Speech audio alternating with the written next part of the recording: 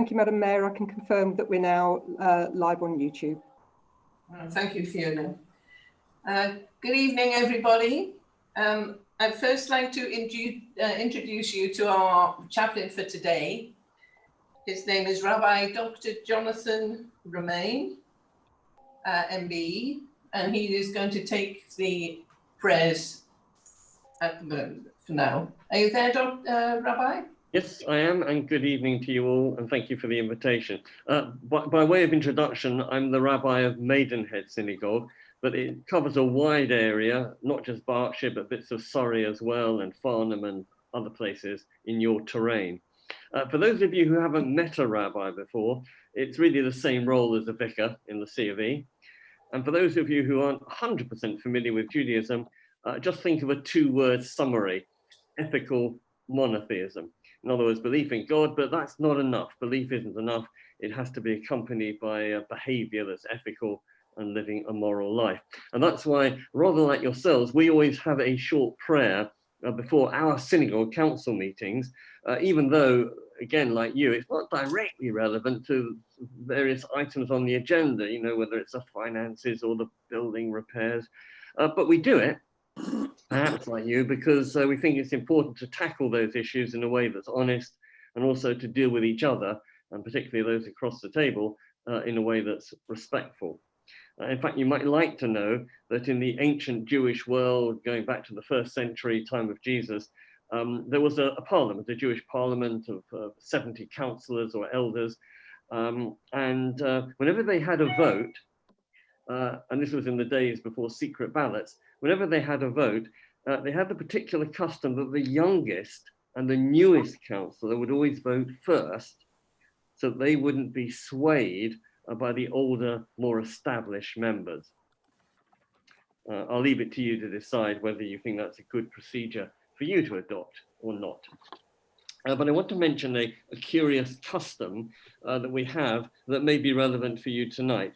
When we say a certain prayer in the service, we have the tradition of physically standing up and taking 3 steps backwards, 3 steps backwards.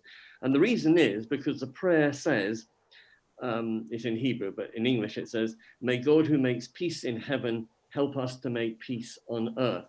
And the idea is that you can't make peace by staying put, by sort of banging the table and saying, "I'm right, you're wrong, I'm not budging." You have to see the viewpoint of other people. You have to understand their concerns. Both sides need to sort of step back to create space, to create a middle ground where everyone can agree.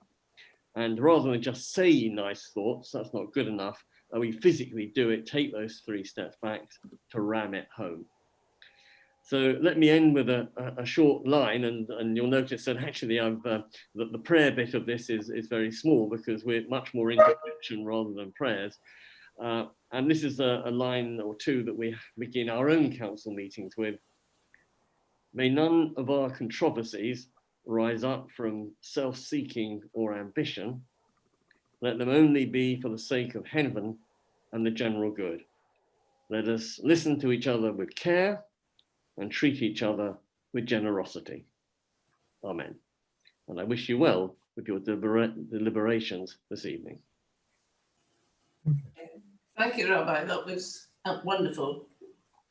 I know you have another meeting afterwards, so just to say thank you from everybody. It's I think it must be round about either the first or one of the very few rabbis we've had speak to us before. So thank you very much. Okay, bye for now.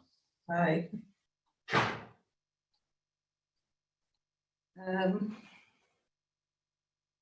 Informal question time. There are no informal questions, so the meeting can proceed. Yes. Welcome, members of the public, members and the public, to the council meeting.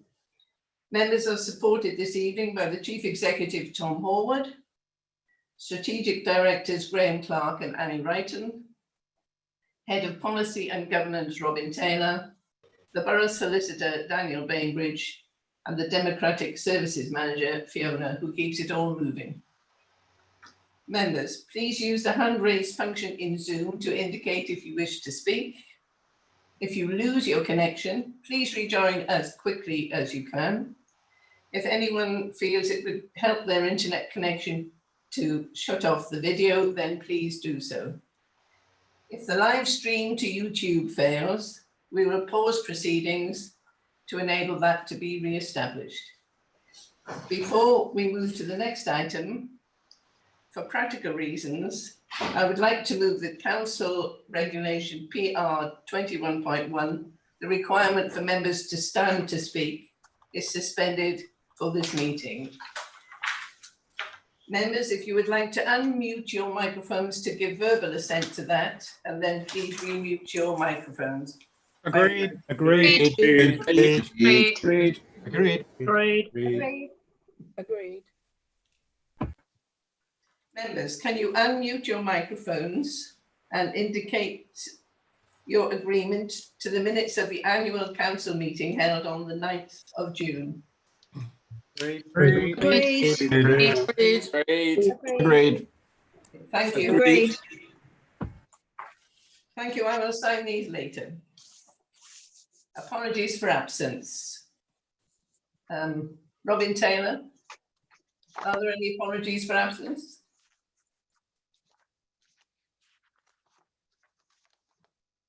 Well, I think it's Councillor Brian Adams, Councillor Chris Howard, Councillor Kika Mary-Louise, and I think that Councillor Jan Floyd Douglas may be a little late.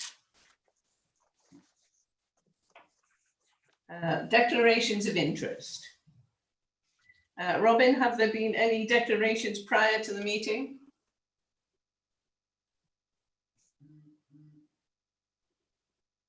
Madam Mayor, I think Robin's having a little bit of a problem with his connection. There have been no declarations in advance of the meeting. Okay. Are there any declarations by members? In that case, we move on to the Mayor's announcements. As you can imagine, this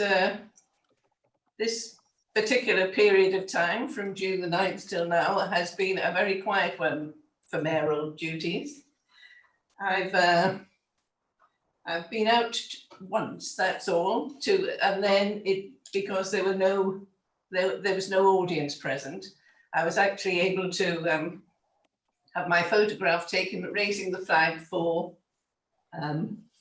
Armed Forces Day, and I was luckily accompanied by Gemma, the Chief Petty Officer Gemma Mugridge, who was one of my chosen charities, the Sea Cadets.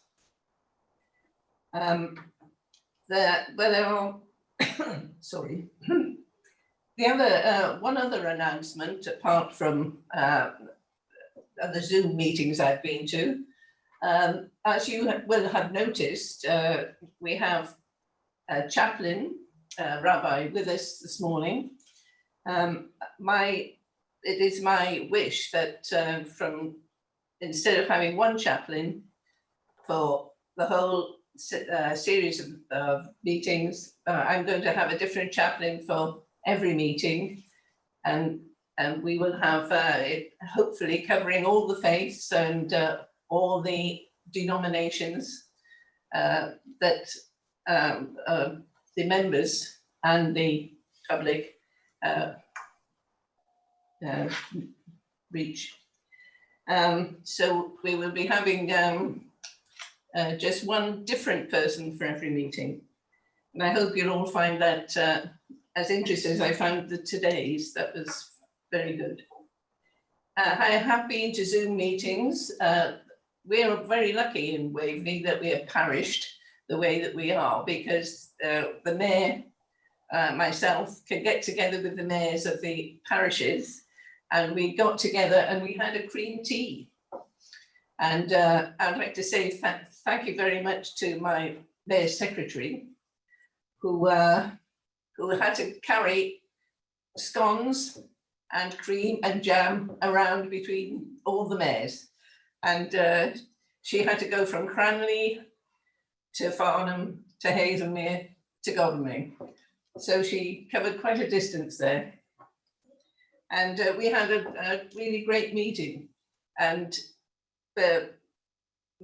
everybody who is a mayor of a parish has done such marvellous things within the parish themselves, in Farnham, in Cranley, in Godalming, and in Hazelmere, to mobilise people to help cope with the outbreak of COVID.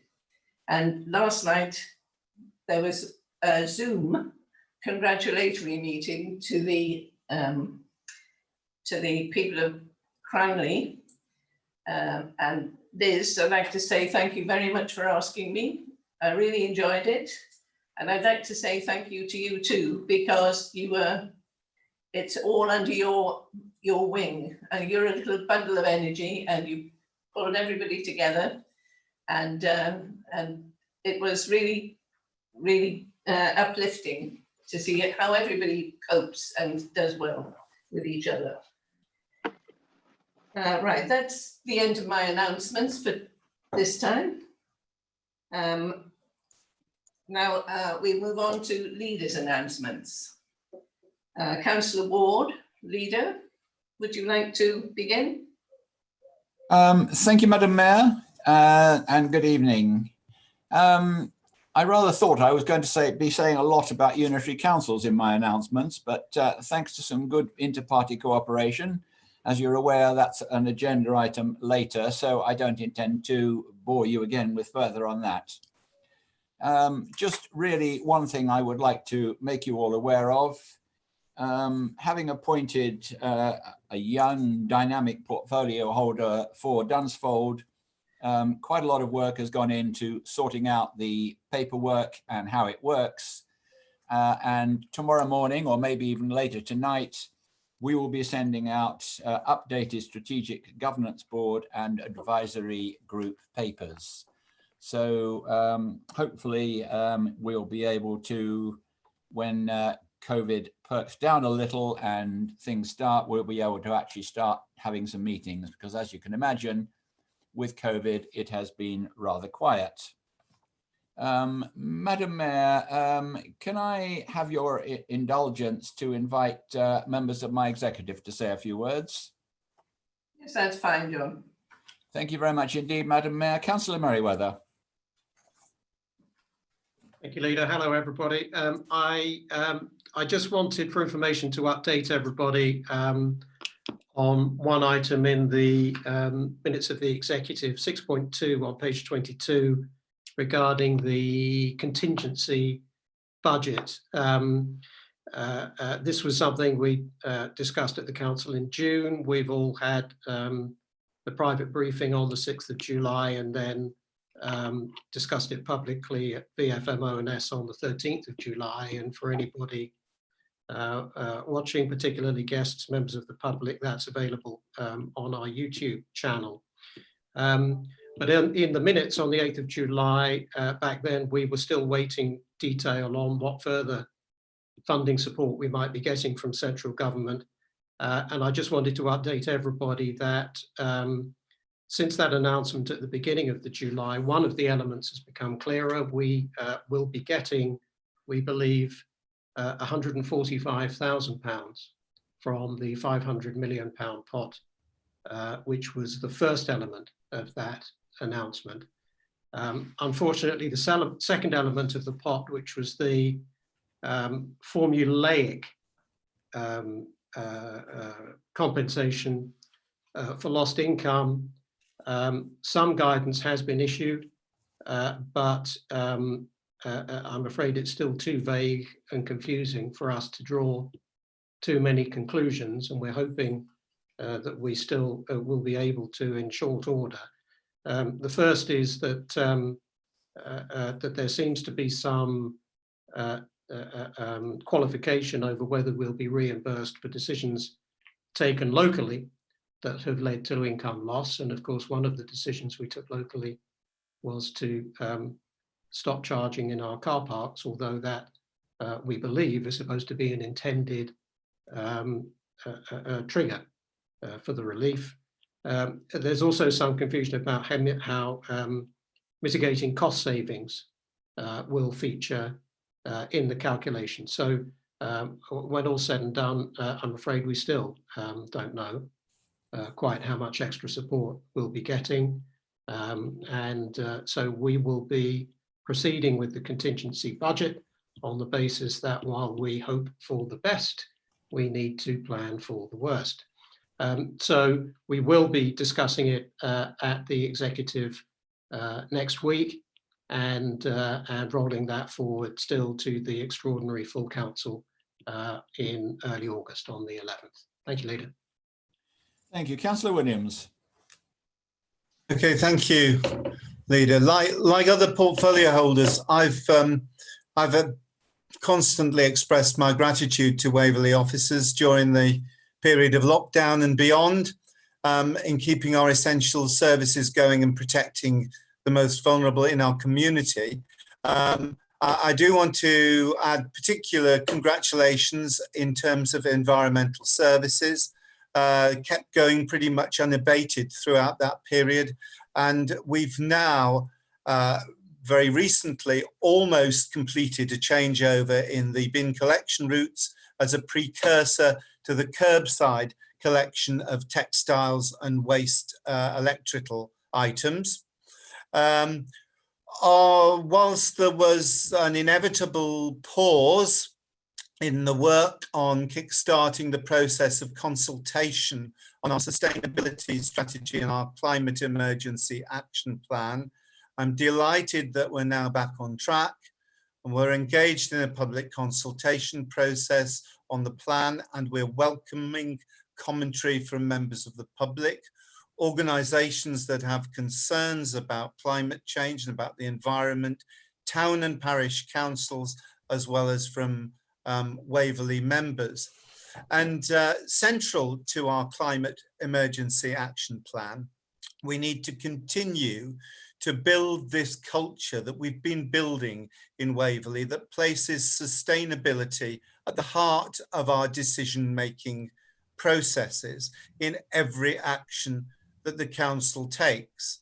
The irony of that is that in a world that suddenly woke up to the climate crisis and appreciated the benefits of cleaner air and bluer skies and saw dolphins swimming in the canals of Venice, local government in this country is now facing challenged by a budget crisis of the government's making that limits our capacity to fund sustainability.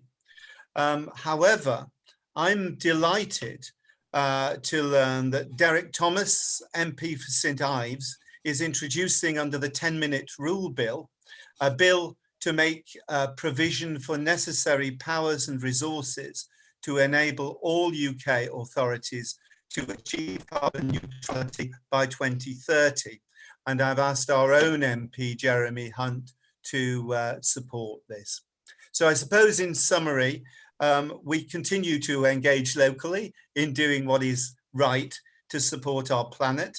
And I have to add, as I added at our executive meeting last week, that we are also engaged in stopping what is wrong for our planet. And we were heartened, I think, and vindicated that we as a borough mounted a serious challenge to UK oil and gas in their plans to drill for fossil fuels in our borough, when at the end of June, Surrey County Council's Planning Committee turned down the application to drill for hydrocarbons in Dunsfold, something that this council has been asking for and working for over a year. And as I say, I think that was a vindication of the consultation process that we carried out and the work that we have done to fight what I think is an unacceptable policy. And I'm very pleased that it was defeated. Councillor Rossman. Found the unmute button. Thank you, Leader. Madam Mayor, good evening, everyone. Over the last few months, Waverley's housing officers have provided invaluable support to our community to our tenants, residents, the vulnerable, the shielded and the homeless. And as restrictions lift, the housing services will move forward with our recovery plan to resume repairs and the capital works programme to our housing stock. As to community safety, it will come as no surprise to you that reports of antisocial behaviour reduced substantially in lockdown. But going forward, Waverley will continue to work with partner agencies in the Safer Waverley Partnership. And most recently, that collaboration resulted in CCTV being installed at one of our senior living schemes in Farncombe, where there were reports, as you probably all know, of antisocial behaviour. And finally, as you know, our Inspector Gary Smith is moving to a new role at Mount Brown headquarters. And I look forward to welcoming Inspector Sam Adcock, who takes up the role as Waverley Borough Commander in September. Thank you. Thank you. Councillor MacLeod. Thank you, Leader, and good evening, everybody. I'll cover briefly two areas of my responsibility, which is planning policy and Brightwells. In terms of planning policy, Graham Parrott and his planning policy team put out a call for sites in the Hazelmere Town Council area and in the Whitley Parish Council area.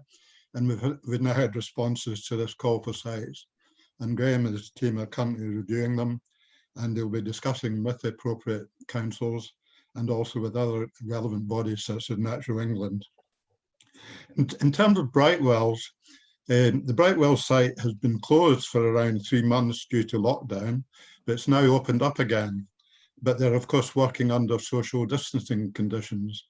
And the thing to say there is that the site was due to open, and if you like, it's still official position, it's still due to open next spring, but it's clearly unlikely that that will actually happen.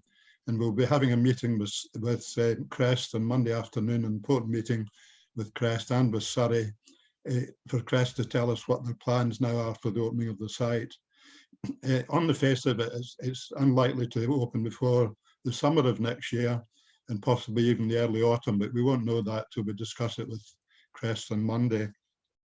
It's pretty important that it opens actually by at least the autumn, because of course the Christmas trading period is the very important period for retailers and restaurants and cinemas, which is the commercial element of the site that Surrey is responsible for.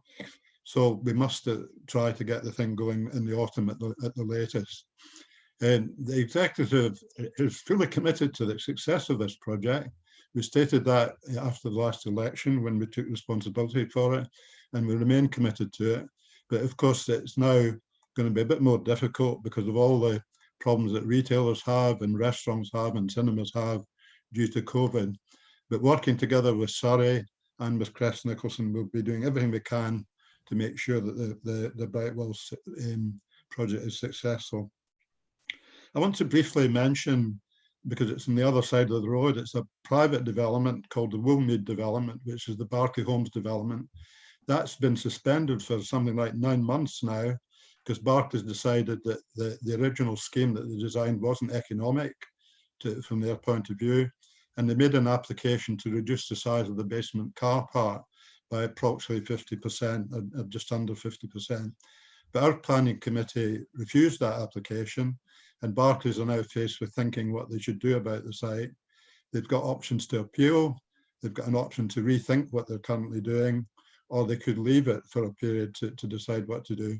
But it's extremely important from our point of view that this issue is resolved one way or the other, because this site sits immediately opposite Brightwells in East Street, and a large building, unfinished building site won't help. So we will be doing all we can to work with Barclays to try and ensure it proceeds. There was a very sad incident to do with Barclays, that the driving force behind Barclays, the chief executive, Tony Pidgley, died very unexpectedly recently. And of course, that's caused some rethinking going on about their management structure. But they assure us they've got a very good, strong management structure, and things overall won't change. So that's all I wanted to say at the moment, Madam Mayor. Thank you very much. Thank you. Councillor Palmer.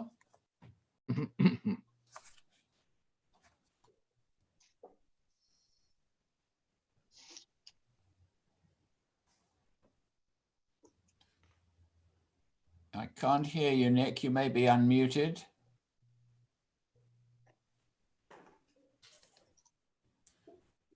Yeah, sorry about that. Yes, good evening, everyone. And I wanted to give you two updates, which may be of interest. As my colleagues have said, we still have a very serious financial position, as the government seems unwilling to cover the bulk of income losses for councils during the crisis.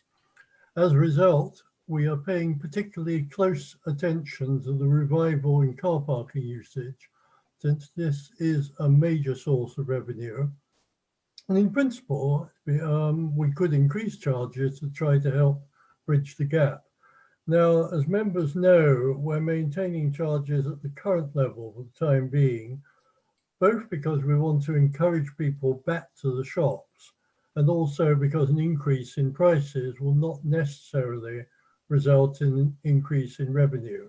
But the last thing we want to do is to cut off the return towards normality. We currently estimate that revenue is running at around 40 to 50% of normal, but it does seem to be gradually starting to improve, which I very much hope reflects an improvement for local businesses in general. We'll continue to keep councillors informed. The other point was that the easing of lockdown has seen a considerable increase in visitors to beauty spots. And one example of that locally is Frensham Pond, where unfortunately we've also seen as a result a sharp increase in litter, barbecues, antisocial behaviour. That's given our enforcement officers a real challenge, and we'd like to thank them for the extraordinarily hard and difficult work that they're doing in these situations. Protecting the heathland and the wildlife from the dangers of fires and from litter and other antisocial behaviour continues to be a priority, and the increase in resource to this function in the form of additional contractors supports this. We're looking at potentially working with East Hampshire, who we've worked with before, to reinforce our existing officer base. And again, we'll keep councillors informed as it develops. Thank you. Thank you. Councillor Townsend.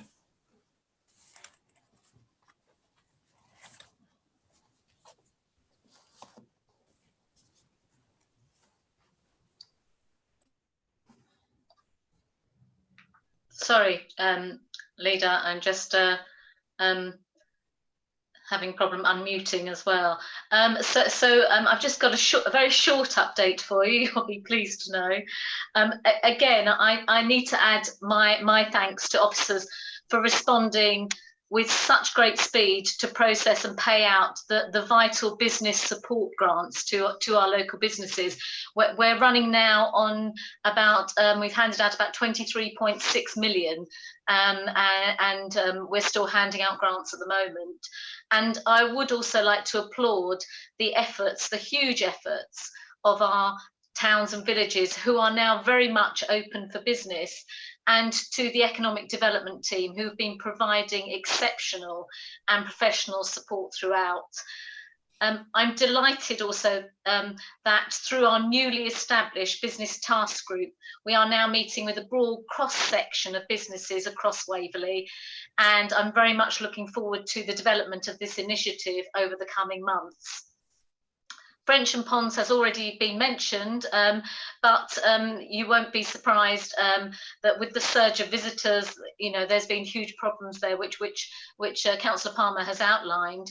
But we are now seeing a little bit of respite from the implementation of the several new traffic management measures, including the contactless parking payments and extra signage. This project is a significant undertaking and will carry on into the spring next year with the installation of additional planned highways measures. It has been an extremely challenging time for our rangers, officers who have been providing cover, and residents alike at Frensham, and they have experienced unacceptable and confrontational behaviour at times. together with a surge of inconsiderate parking and an explosion, as has been said, of litter. And I would like to thank them for their continued hard work and their patience, and for all the extra volunteers as well who have also helped with the litter picks. And as with Councillor Rosamond, I'd also like to add my thanks to the outgoing Borough Commander, Gary Smith, for all his and his team's help at Frensham over the past months, and to wish him very well in his new position as Force Incident Manager. And I look forward to working with his replacement, Inspector Sam Adcock, as I'm sure we all do. The leader has already mentioned the governance structure for Dunsfold Park Garden Village. This has been revised and, as planned, will be circulated to all councillors tomorrow, as well as the invitation for formal representation from our parishes. This is a really exciting opportunity for us to shape this new community, and I really welcome the opportunity to work alongside my fellow portfolio holders, local members and local parish councillors to make the expectations of this new garden village a reality that we can be really proud of. Thank you. Thank you. Councillor Beeman. Thank you very much, Leader. I'm afraid the cultural sector is one of the ones that is lagging behind on the lockdown process, but nevertheless we continue to give our support to organisations such as Farm and Maltings and the Cranley. Having said that, I'd like to make two areas of congratulation. The first being to the designation as a craft city, one of the few crafts, a very hard won award, which is one thing which I think is something to be applauded. Secondly, the second praise I would like to say is to the creative response, which has now managed to get Arts Council funding to enable the disabled to use the arts as a way of social therapy and also to be involved in society. Finally, I'd like to say that I was heartened by the support given by the Overview and Scrutiny Community Wellbeing Committee, so that we should continue to seek now funding from various sources to ensure the full repair of Wilmer House, where the Family Museum is located. So I wish to Leader. Thank you, Councillor. Councillor Clark. Thank you, Leader. I'd like to start by saying that when you are in the council chamber, you don't realise what a fine-looking bunch of councillors that we have in Waverley. And in fact, distinguished. And it particularly well turned out this evening. I feel dressed down, but I won't let you see my boxer shorts. They are under the camera. Anyway, I'd like to talk about IT and transformation very briefly. As you know, the IT team have responded to the government legislation allowing committee meetings to be held remotely, and they have procured video conferencing equipment to set up Zoom rooms in the boroughs. I can report now that, as well as in Committee Room 1, the main council chamber has now been adapted for use with Zoom meetings and is being tested during the course of this week. Throughout the past few months, the IT team has risen to the challenge and allowed our business services and resident services to be maintained without any interruption whatsoever. But looking forward, we are working on a new IT strategy for the next 3 years, and this will be considered by the executive by the end of September. Now, one of the more exciting developments in IT is that most of the team are now approved software developers for Liberty Create. This is a low-code software that allows us to develop our own apps for the business. In the medium to long term, we can replace existing license payments for legacy software and replace them with our own apps. This will help provide improved online self-service to our residents, whilst at the same time saving money. In business transformation, I can report that the formal consultation process will start next week to combine the various customer-facing staff across different services into one central service team. Thank you, Leader. That's all for me for the moment. Thank you, Councillor. Councillor Follows. Thank you, Leader, and thank you, Madam Mayor. I want to once again thank the communications team for their continuing efforts to keep residents informed, and in particular of COVID-related guidance and information. Since the executive last where I updated on this, corporate strategy version 2 has now kicked off. And since that last update, we've started the sessions with portfolio holders and heads of services. I've now been attending all of the overview and scrutiny committees as a prelude to the post-COVID reboot of the governance and constitution review group, which will be happening fairly imminently too. And finally, alongside my executive and ward colleague, Councillor Rosman, I would also like to offer my thanks to the outgoing Waverley Borough Commander, Inspector Gary Smith, and particularly for all of his work that he's done with the Safer Waverley Partnership and in and around Godalming and Farncombe particularly. So I wish him all the best in the rest of his career and look forward to welcoming his successor in due course. Thank you, John. That's all from me. Thank you, Madam Mayor. That's the last of the executive. Then we move now to questions from members of the public.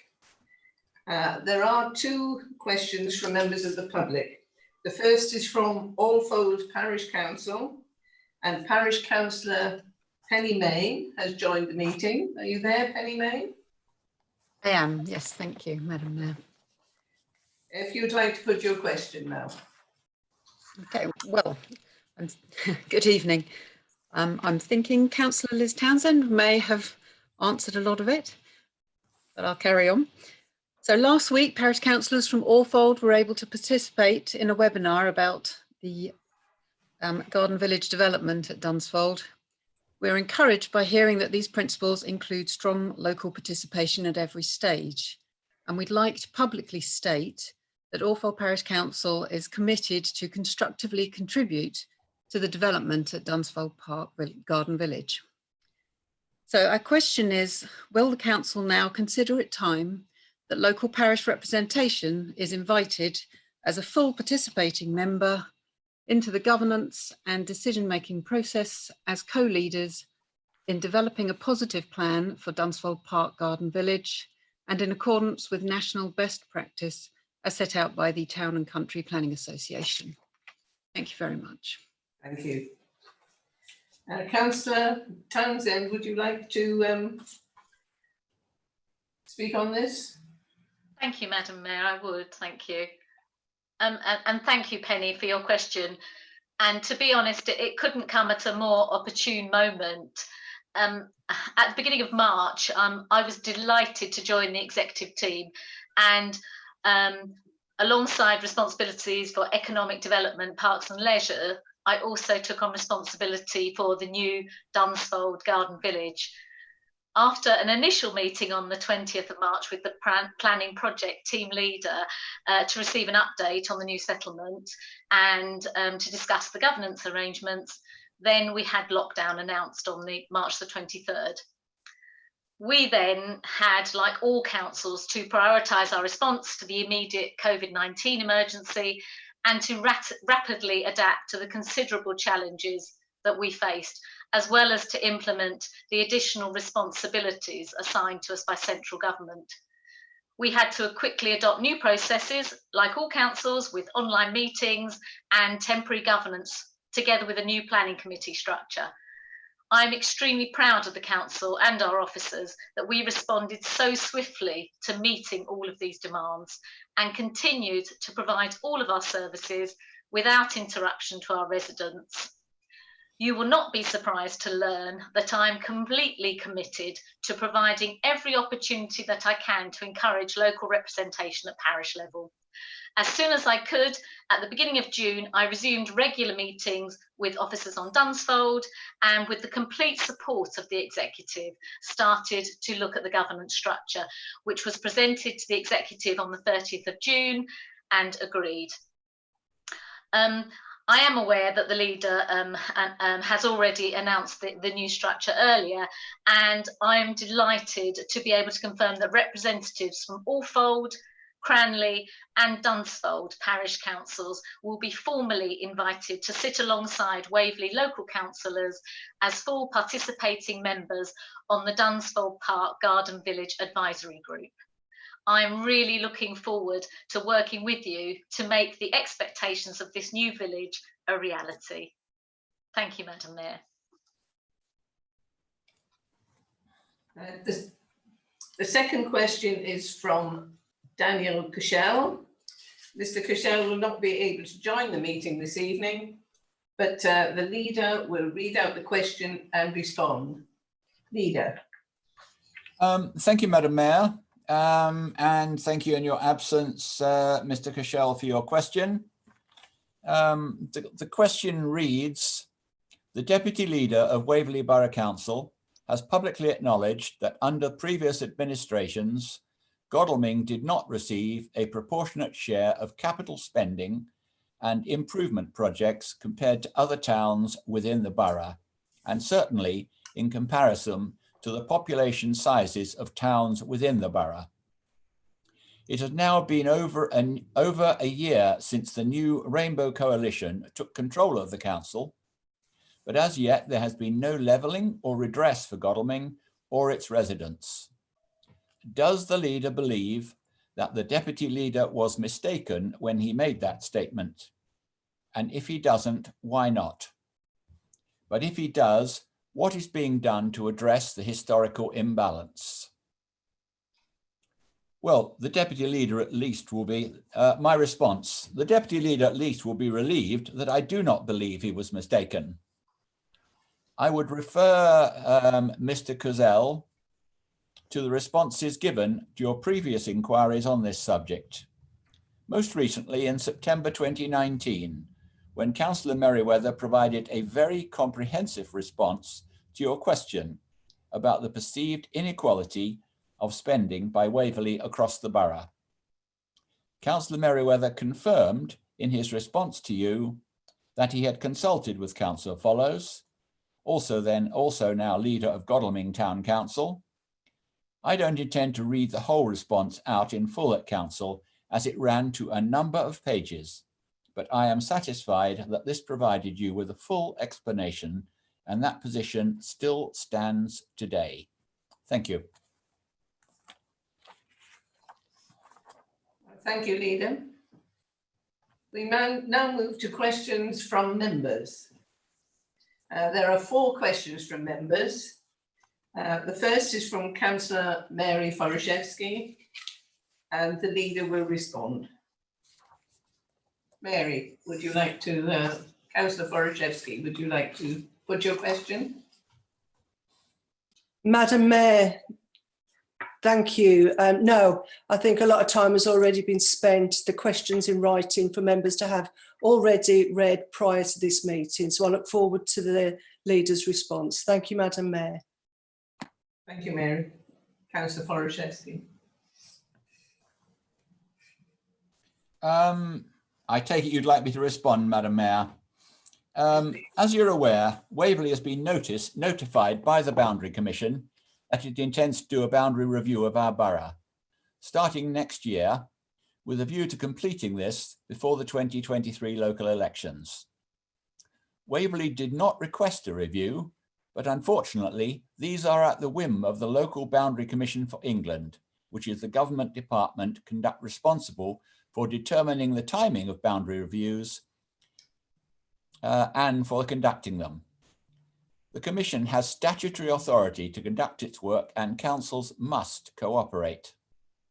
The costs of the Commission's work are met by public funds nationally, and Waverley Borough Council will not be charged by the Commission.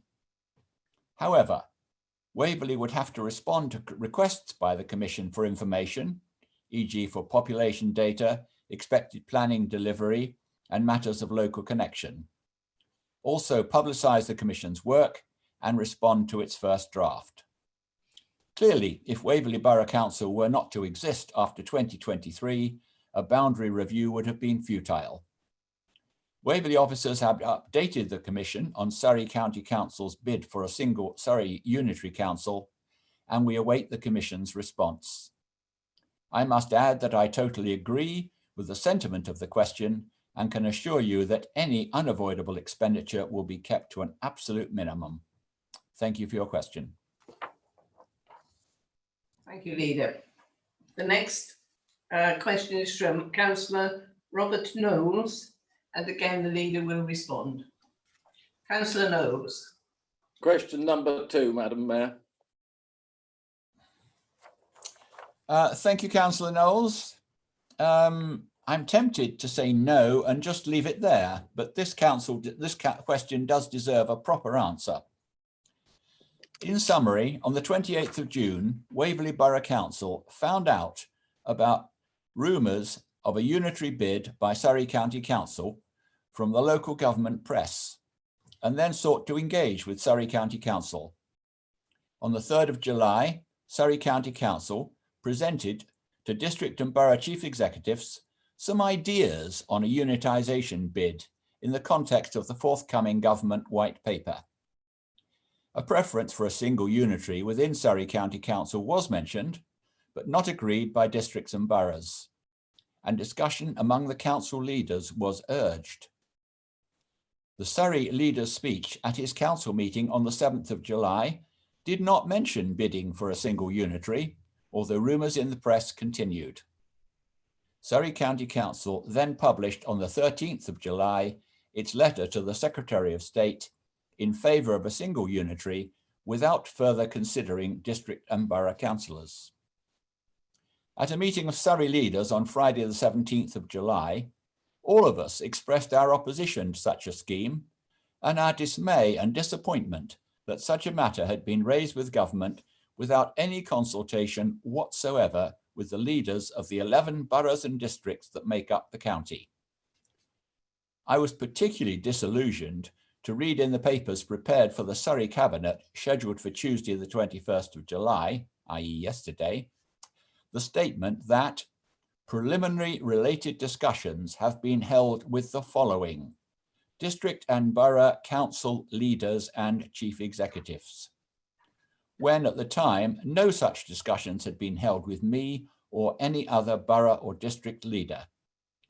This, combined with a quote attributed to the Surrey leader that he is having conversations with stakeholders, in which regrettably Waverley did not feature, causes one to be very concerned about what the county is telling local MPs in order to get their support. Thank you for your question. Thank you, Leader. The next is Councillor Kevin Deanus, and the Leader will again respond. Councillor Deanus. Thank you, Madam Mayor. Good evening, everybody.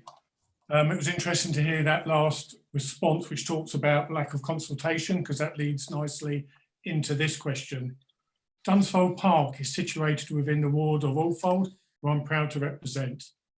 The planning permission granted to build 1,800 homes and ultimately 2,600 homes is the most significant approval in Waverley's history, both in terms of size, but a disruption to local residents over many years.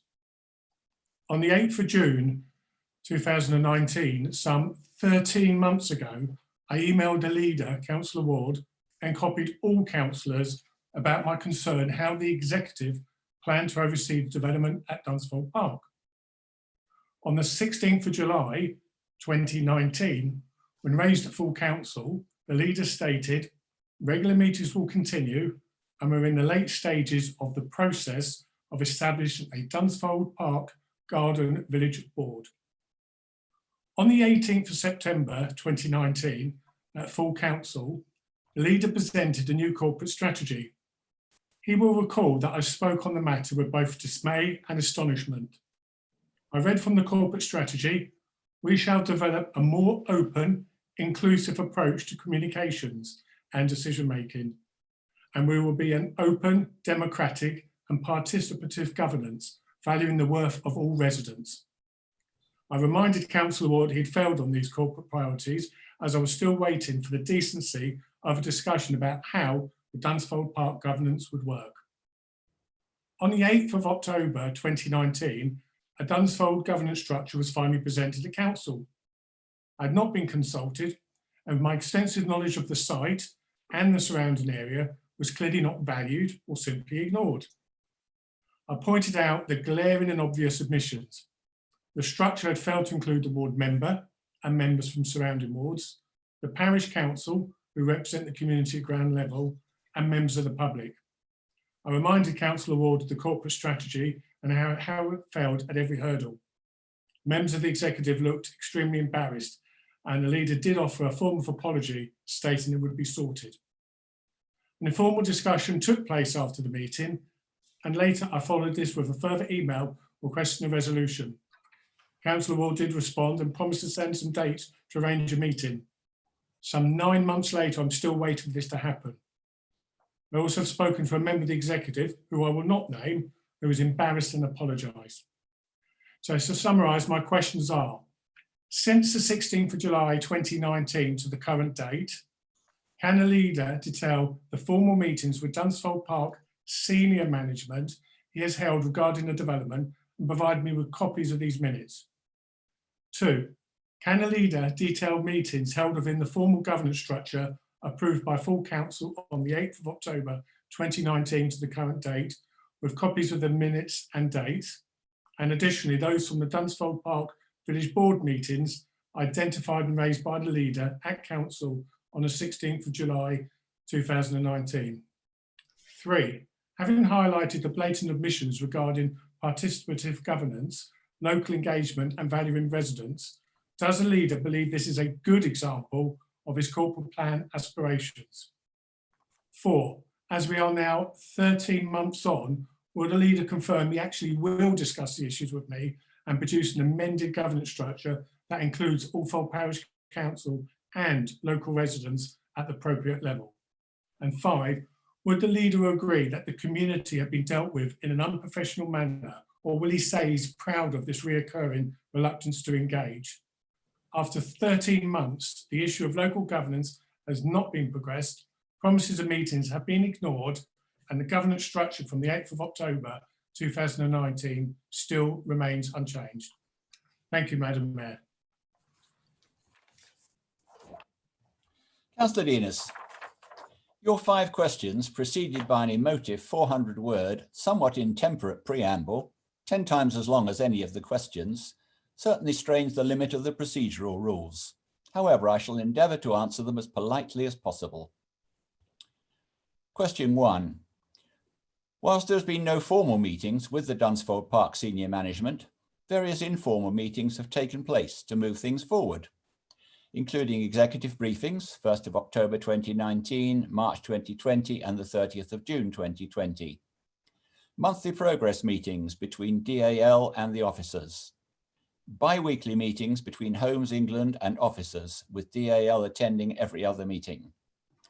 Design South East design review panel workshops in August 2019, which local councillors attended. Portfolio holder and planning project team leaders update meetings regularly in March, twice in June and twice in July. There was also, of course, recently a training webinar on Garden Village principles on the 14th of July, open to all councillors, officers, SCC officers and MPs, and also Cranley, Dunsfold and Alfold parish councils. Question 2. Whilst there has not been a requirement for governance structure to be implemented since its adoption, and the Dunsfold Park Liaison Group has not met since March 2019, as there have been no relevant items to form an agenda.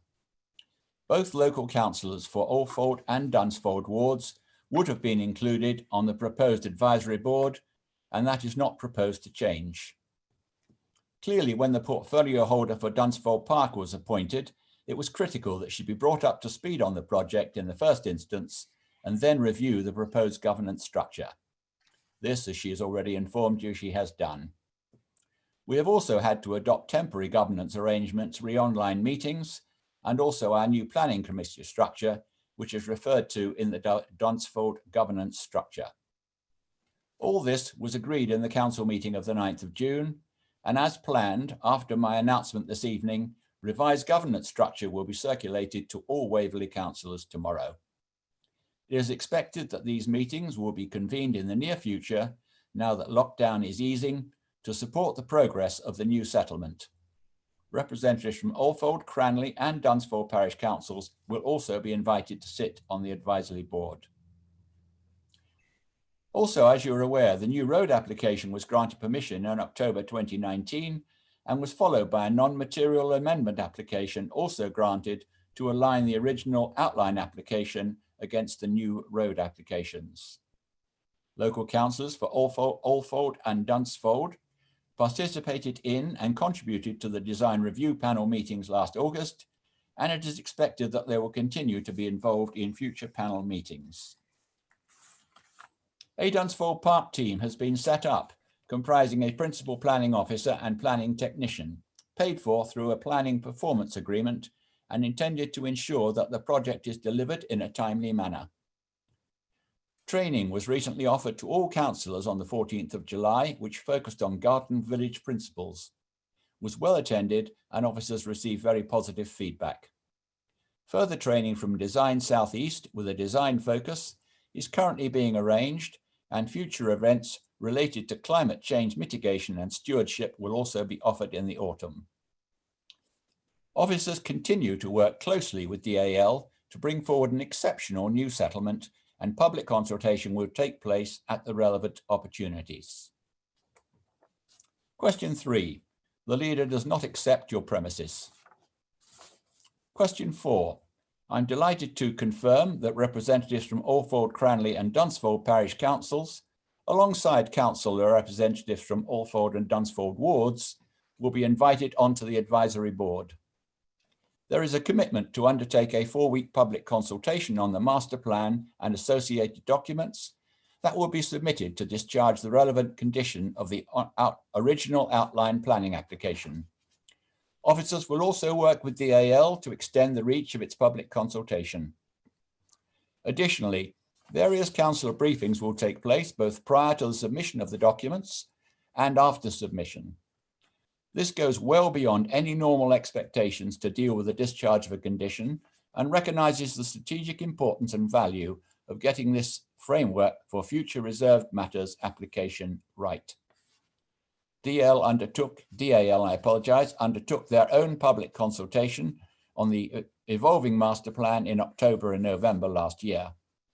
In the same vein, local parish councils are welcome to hold their own public consultation events on the new settlement if they consider this appropriate. The amended governance structure includes representation from each of the parish councils within the advisory board. It is not appropriate to include residents on this board, but they will have the opportunity to comment through public consultations at various stages through the process. Question 5. The leader would not agree. Let me finish by saying that I hope you find some of these answers good news, but there is also some bad news. I noticed that you were concerned, in fact from your language, mighty miffed, that you have not been consulted and your extensive knowledge of the site and surrounding area were clearly not valued. It may come as something of a surprise to you and a distinct blow to your ego, but they are not the only person in Surrey with extensive knowledge of the site and the surrounding area. Thank you for your question. Thank you, Leader. And finally, Councillor Richard Seaborn, the Leader will respond. Councillor Seaborn. Thank you, Madam Mayor. The question's clearly set out in our supplementary papers, so I don't intend to repeat it. And I'd be very happy with a short response because I suspect that the majority of what would have been covered by a response will come up in agenda item 8, and we're probably going to debate it anyway. So thank you, Leader. Thank you, Councillor Seaborn, for your question. Again, yes, and I could leave it there, but like the previous question, there are a few things that are worthy of comment. I think my answer to the earlier questions outlines the administration's deep concern that abolition of the borough has been mooted without any local consultation. I and my executive agree with all the points raised in your question and believe that this situation is sufficiently important and urgent that there should be a full and proper debate at this council. I therefore thank both the Leader of the Principal Opposition, the Mayor and the officers who have worked very cooperatively to enable this matter to appear on the agenda later this evening, where there will be an opportunity for all of us to air these views. I can also inform you that a joint letter from all 11 borough and district councils will probably tomorrow be submitted to the Minister Robert Jenkins, asking him to consider other ideas apart from the Surrey letter. Sadly, it appears the Surrey Cabinet yesterday agreed to proceed on their own. Thank you for your question. Thank you, Leader.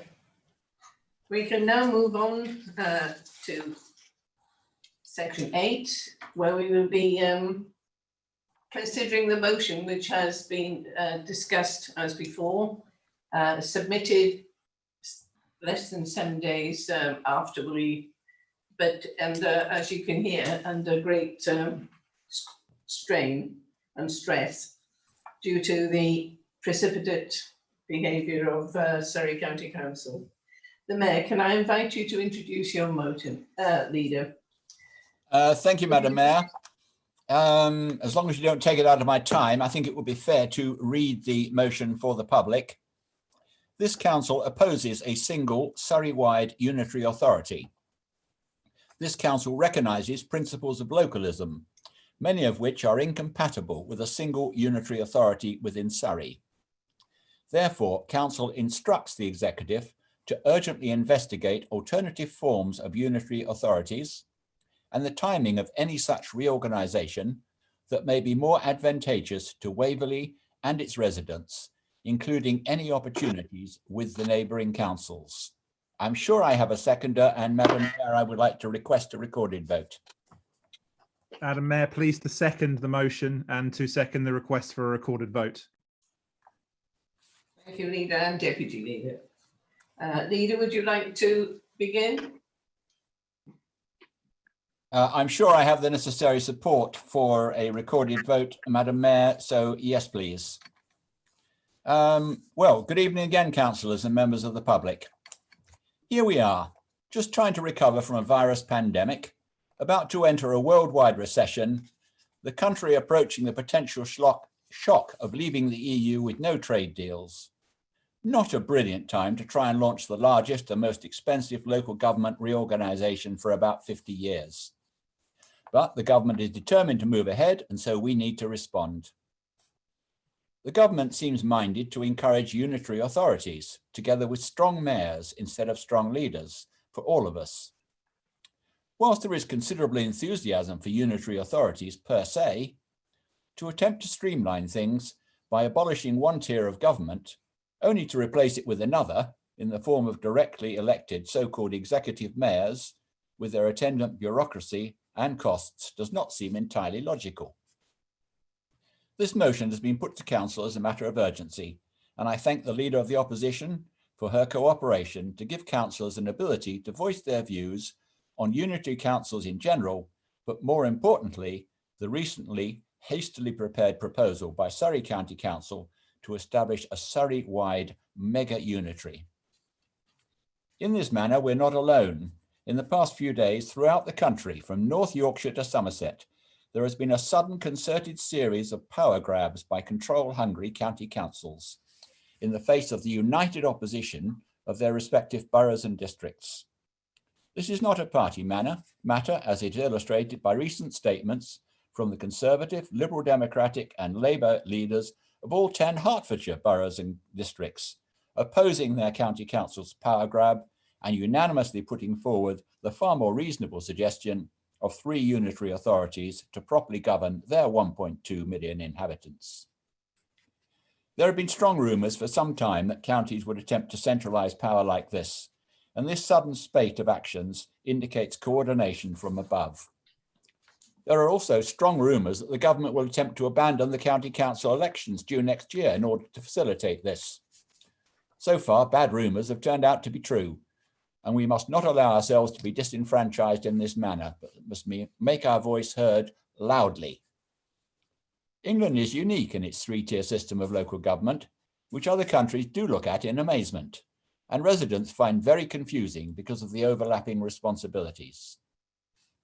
A unitary authority, which is usually formed by an amalgamation of a number of complementary boroughs and part, and here I stress part, of the county, would combine responsibilities for all these facilities, but importantly, would be locally accountable. So let's get to the document that started all this. The letter from the Leader of Surrey County Council to the Secretary of State, asking that Surrey be formally requested to apply to become a single mega unitary authority by abolishing all of the current 11 boroughs and districts and seizing their powers, and of course, all their assets to prop up their finances. When studying any document, it is often wise to look for keywords that are either present or indeed, more importantly, missed out. In the second sentence of this letter, we find the telling word ambition, which is highly significant. But nowhere in the letter do we find the important word consensus, without which the government has indicated proposals would not be pursued. To paraphrase a comment by one of my executive, whilst not mentioning it, the Surrey leader has actually achieved consensus, but not the sort that he wanted, as all 11 leaders of the Surrey boroughs, under a variety of political control, have expressed their united opposition to the Surrey single unitary proposal. Perhaps earlier discussion with those on whom the effects would fall, rather than working on a plan with those higher up the political ladder, might have been more friendly and advisable. Then the plan that emerged might have been beneficial to Surrey residents rather than Surrey County Council. If one agrees with the value and concept of unitaries, and not everybody does, their efficient formation seems to depend on 3 factors: their size, their location, and their quality.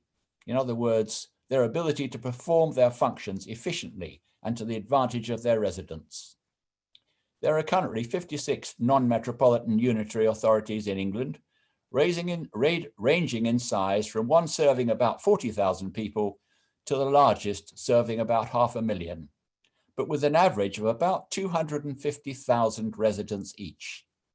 In stark contrast to this, Surrey proposes that they should centrally govern all of the county's 1.2 million people. Based on the government's expected size of 300 to 400,000 people, it should be possible to do better than this. For instance, by splitting Surrey into 3 or 4 more effective, locally based unitary authorities with properly devolved powers. These could have their offices situated in the area they serve, rather than the current remote one situated in Kingston, Greater London, a location that Surrey has been tempting to move away from for about 40 years, with a singular lack of success. I believe the Surrey proposal fails to meet local aspirations, both on the grounds of size and location. I shall leave others to comment on quality. There are numerous ways to improve efficiency whilst keeping administration close to the people. And that being represented, one of them being represented such as small unitaries or even combined authorities. Where there is an option to truly dissolve powers locally, these proposals from Surrey for even more centralisation are the very reverse of the principle of devolution, the supposed subject of the forthcoming white paper. The government has said it will not impose unitary authorities on areas that are unwilling, and it has said, I quote, it will expect a strong degree of consensus from local councils before allowing unitary authorities to be formed. Let's hope it's true. Thank you, councillors.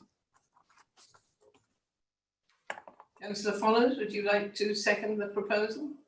Thank you, Madam Mayor. It is, of course, my pleasure to second this motion, and I thank you for allowing this late motion to be debated this evening. And I also welcome the constructive dialogue between the administration and the opposition on this subject, which has enabled this. Now, I'm not going to use this time to advocate any specific variation of unitary authority in Surrey. I believe the motion empowers the executive to have these discussions in greater depth outside of this session, and we could easily debate the merits of various combinations all night. The Liberal Democrat group is strongly opposed to the proposal of Surrey County Council for a single pan-Surrey unitary authority, and we share the concerns of our colleagues who sit in opposition in that council. We do not, however, rule out the general concept of unitary authorities and would give qualified support to multiple smaller unitary authorities that could include components internal or external to Surrey that could be viable. Though in the latter case, acknowledging the increased complexity that it brings is a discussion were to involve more than one county council. Now, members of multiple parties are likely going to raise similar concerns to me this evening in different ways. And for me, it's underlined effectively by 4 C's: courtesy, consultation, communication, and consensus. And they are fundamental elements of this process on this topic. Each one of these elements has been entirely non-existent. What is only now becoming apparent is the scale of the backroom discussion that Surrey County Council has undertaken on this subject. The County Council, and in particular its leader, Councillor Tim Oliver, have ploughed ahead without consultation with the boroughs and without consultation with residents. They have done this without communication to anyone other than a small clique of Surrey County councillors and Surrey MPs. Most of us, as the leader has made clear, only became officially aware when we received a copy of the letter sent to the Secretary of State. It was even discussed in local government and national press without so much as a word from Surrey. It is evident by the process tonight and by similar action that will be undertaken by the boroughs and districts of Surrey in the coming weeks that there is no consensus other than opposition to this proposal. And why would there be a consensus in any other way? Not only has nobody from the County Council had even the vaguest courtesy to ask the question of us in good faith, but it is perhaps quite possible that we have all been slightly busy doing other things. The very idea of pursuing complicated, controversial local government reform during COVID and its subsequent economic consequences and the impending implications of a hard Brexit at the start of 2021 is at best frivolous and at worst dangerous. If the UK government wants to genuinely reform local government, let us have a proper funding settlement. Let us to retain more than 5% of business rates. And let's maybe do something radical. Let's have local proportional representation into the mix. Now that would be a white paper worth reading, but I suspect it's one I will never see. Now Waverley Borough Council, in its corporate strategy and in the way it operates, has localism at its core. The fundamental idea that the decisions should be taken as close to residents as possible. A single unitary authority of over 1.2 million people is antithetical to localism. Surrey would be monolithic and unaccountable. The proposals also include an elected mayor, which just again adds layers, adds cost and dilutes accountability. If realised, it would also be the largest such authority, not just in the UK, but in Northern Europe. This proposed new authority would somehow need to work with residents from Hazelmere to Egham in one direction and Farnham to Oxted in the other, and all points in between. The way Councillor Oliver has gone about this process tells you all you need to know about his view of localism. At best, it is misguided. At worst, it is a blatant power grab with premature financial assumptions that would feel more at home on the side of a big red bus than on a formal report. The COVID period has reinforced the real and persistent value of local knowledge and local response in our communities.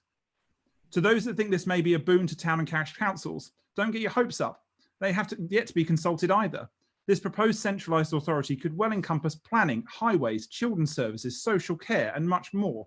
Beyond localism, I suspect one of the reasons we may all stand together here tonight is shared concern at the very idea of planning and development decisions impacting Waverley being taken in Kingston by councillors that have nothing to do with the area. Any thought that planning matters will end up with towns and parishes is simply naive. Towns and parishes will be left with the meaningless scraps or with dangerously unfunded mandates. And remember, a great deal of Surrey is not fully parished, and there is significant variation between the size and powers of those towns and parish councils we have already. Surrey County Council will force consolidation of that tier, and lip service localism will be the result. Madam Mayor, there are many other aspects I would raise if there were the time, and I'm sure my colleagues will pick up a number of those issues. Many thanks again for allowing this important late motion to be heard, and I commend it wholeheartedly to Council. Thank you. Thank you. And now the open to discussion. Councillor Potts, would you like to speak next? Thank you, Madam Mayor.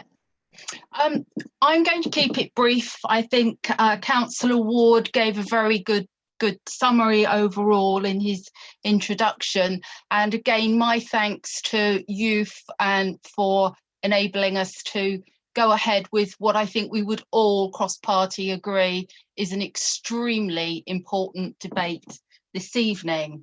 A debate that I also understand a number of our other district and borough colleagues have had over the last few days, and I think others are having this evening. Can I also say that in the spirit of openness and cooperation, we had a number of very constructive conversations over the weekend, especially with Councillor Ward, so thank you for that. And this I would stress, as I have stressed to my group following discussions we've had this week on the subject, which have been quite lively, Madam Mayor, is a free vote for the Waverley Conservative group. This ultimately is about our residents. That's why we were elected. That's why we stood for election in the first place. Those are the people that we are here today to serve. And that's what this ultimately has to reflect. What is right for our residents? No one here, certainly I'm not denying, and I don't think the majority of my group are denying, that nearly 5 decades on from the last major re-government structure, local government restructure, we need to look at a new system. The needs of our residents, the calls on services are wholly different to those of 1974.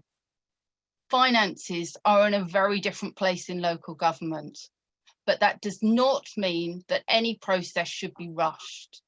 It means that everybody needs to be involved. There must be a continual dialogue. We must think about our residents, and we must ensure that all options are explored.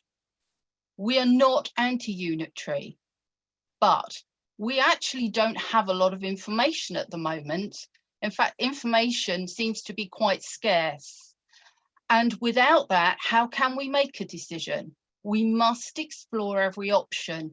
And that goes to the heart of the real part of this motion this evening, coming before all members. And that is in so much as saying that we want the executive of this council, as a matter of urgency, to look and explore every option, to report back to us all as councillors, so that we can then start to make informed decisions. And we can look at what would be best for the council, and it's not just now, but for the future. That is what is important. It's about ensuring that we investigate every option, and that every option comes back to council so that we can look at all those options. And I think, as far as I'm concerned, there's very little further for me to say, because I know that a number of councillors, both my group and across the other parties, have got an awful lot that they want to say. So I will now let you open up the floor, Madam Mayor. But once again, my thanks to everybody who allowed us to come forward this evening with this cross-party motion. Thank you. Councillor Nick Palmer, would you like to speak next?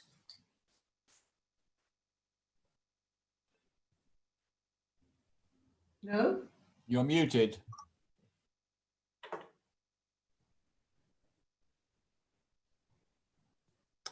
Thank you, Madam Mayor. Sorry about that. The debate today is the start of a process, and I'd like to help make it a constructive one. First, let me acknowledge, as leader of the Labour group, that the government has said it only wishes to proceed with local government reform where there is consensus, as Councillor Ward said. That is entirely welcome, and it's also sensible. Reforming local government in the teeth of opposition is hard, even if there is nothing much else happening. And there are currently a few other matters that need government attention as well. Second, it is really clear that the initial proposals from Surrey County Council do not have the consensus support that the government has asked for. In fact, as Councillor Ward said, the county leadership should be congratulated on its success in creating a very broad consensus of opposition to their proposals from Conservatives, Labour, Liberal Democrats, Green, residents groups, reaching across all 11 of the districts in the county. The proposals do not appear to have been thought through. Before even waiting for the government consultation in September, which is to launch the process, the county leadership has rushed ahead blindly without seriously consulting anyone. Now, let's be fair, there are three main arguments put forward for this scheme: localism, simplicity, and money. The concept seems to be that although borough councils are to be abolished, significant, though unspecified, powers will be delegated to parish councils. This overlooks the fact that in 9 of the 11 districts in Surrey, there are areas where parish councils do not even exist. Moreover, many of those that do exist are not really poised to take on responsibility for planning or other major powers. So the first step which the Surrey super authority would need to take would be to establish, to staff and to fund numerous additional local government bodies, which defeats the object of simplifying the system. The county argues that their proposal will save money. This reminds me of my time in Parliament when the NHS was massively reorganised. I remember talking then to the Secretary of State at that time, Patricia Hewitt, and she assured me personally that huge savings would result. But by the time the consultants had swarmed in and the redundancies had been paid for and the new structures established, the savings proved strangely elusive. And in the same way, if Surrey adds an expensive mayoral system and an expensive new layer of parishes, I expect that the savings will be similarly hard to find. Frankly, there's always a trade-off between cost and the sense that ordinary residents have that they are being governed by a body familiar with their needs. It would no doubt be cheaper to have no local government at all, make all decisions in Whitehall. Why don't we do that? Because residents in Godalming, in Hazelmere, in Farnham, in the individual villages in our community would not trust Westminster to make the right choices, not because of ill will or because they have wicked conspiracies, but simply because of a lack of knowledge. And would those residents be confident that their needs will be understood if all major decisions on new housing, for instance, are taken in Kingston upon Thames? I doubt it. Let us try to be constructive here, moving beyond the current proposal, which clearly does not have consensus support. Let us explore the possibility of dividing Surrey into several unitary authorities, or look at the possibility of councils merging, working together on a bottom-up process instead of top-down. If we go for large unitary authorities, we should certainly look at proportional representation to give a reasonable balance of opinion across these larger areas with larger individual electoral wards. Let us ask, as the motion suggests, the district leaders to work constructively with the county to bring forward proposals which really can achieve a fair balance between localism and cost saving. And let us take enough time over it to do it properly. Surrey County Council was established 132 years ago. We can afford to take a year or two in order to restructure the county in a way that genuinely commands consensus. The object should not be to do it as quickly as can be pushed through. The object should be to do it right. And I hope that all of us from our very different political traditions will want to work together to make that happen. Thank you. Thank you, Nick. Councillor Williams. Thank you, Madam Mayor. I listened this afternoon to the webcast of Tim Oliver's statement at yesterday's Cabinet meeting of Surrey County Council. And after steamrollering through a proposal without consultation, the challenge that Tim Oliver laid down was that we need to be ready for the conversation in Surrey, the conversation about how we can make communities work. And I think I'm echoing the words that have already been articulated by my colleagues, by the other leaders of the other political groupings on this council, that if there is a proper conversation, if there is a proper dialogue, if we are truly about trying to seek a consensus, I would very much welcome that conversation. And I would say that on behalf of another one of the 6 political groupings that are represented on this council. In a previous life, I worked for a unitary authority, and it worked reasonably efficiently and effectively. And I certainly saw it as an improvement on the 2-tier system that had preceded it. However, it took years to lay the groundwork in a measured way for what was a popular change that commanded consensus and commanded the support of the population. And that local authority, that unitary authority, Medway, currently has a population estimated at just over 230,000, which is fairly typical.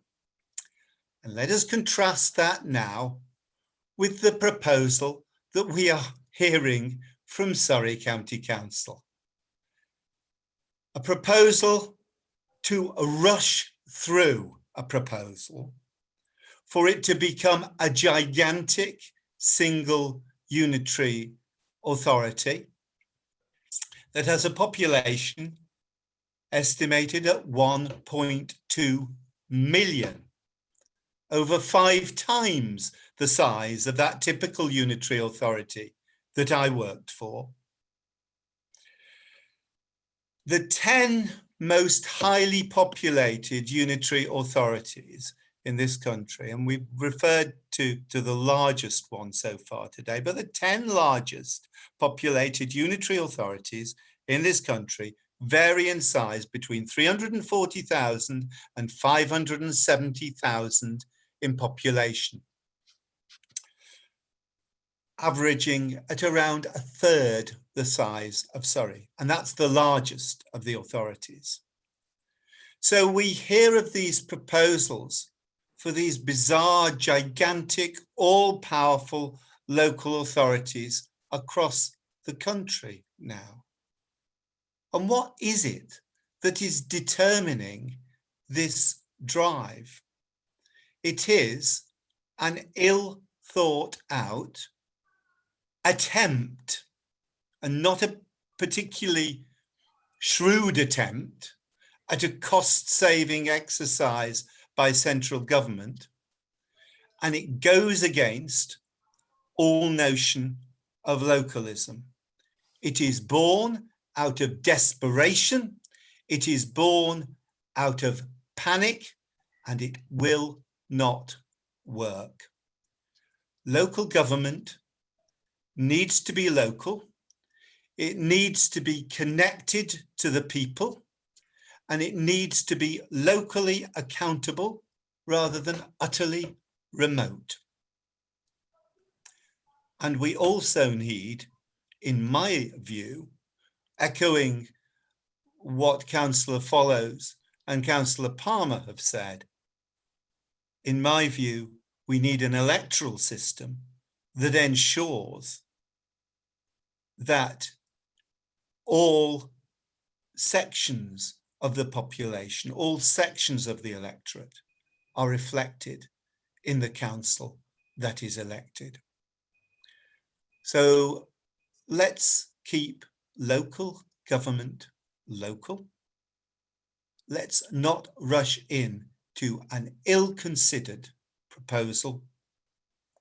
I beg to support the motion. Thank you, Councillor Williams. Councillor Clark.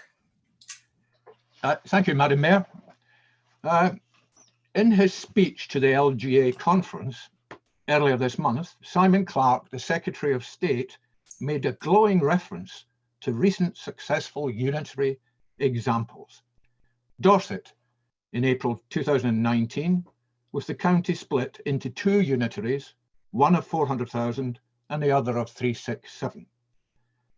The second example he gave was Buckinghamshire, in April 2020, as 1 unitary of just over 500,000. Northamptonshire, one in progress, with the county going to be split into 2 unitaries, one of 400,000 and the other 340. In England, unitaries serve around 40% of the population, and the objective of this autumn white paper is to create unitaries for the remainder of the country. Some county councils have clearly been given advance knowledge of the contents of this white paper and have rushed with unseemly haste and without any consultation whatsoever to launch their bids to become unitaries before the county elections. Recently, Somerset, Hertfordshire, and of course Surrey have stated their request for bids. Bids that will completely dwarf what has gone before. Now, Surrey Cabinet papers for the meeting that took place yesterday state that consultations have taken place with preliminary discussions with borough council leaders. Ladies and gentlemen, fake news. The government has said as late as today that bidding councils must protect the characteristics of an area and serve natural communities with democratic accountability. If the Surrey bid gets approval, how can they possibly protect the characteristics of our area? And as far as democratic accountability is concerned, I challenge Tim Oliver and his power-grabbing gang to give the electorate their chance to vote on the alternative unitary options. Don't be timid, Tim. Don't attempt to persuade the government to cancel next year's county elections. That would not be democracy. I beg to support the motion. Thank you. Thank you, Councillor Martin. Councillor Michael Goodrich. Thank you, Madam Mayor. I will certainly be supporting the motion.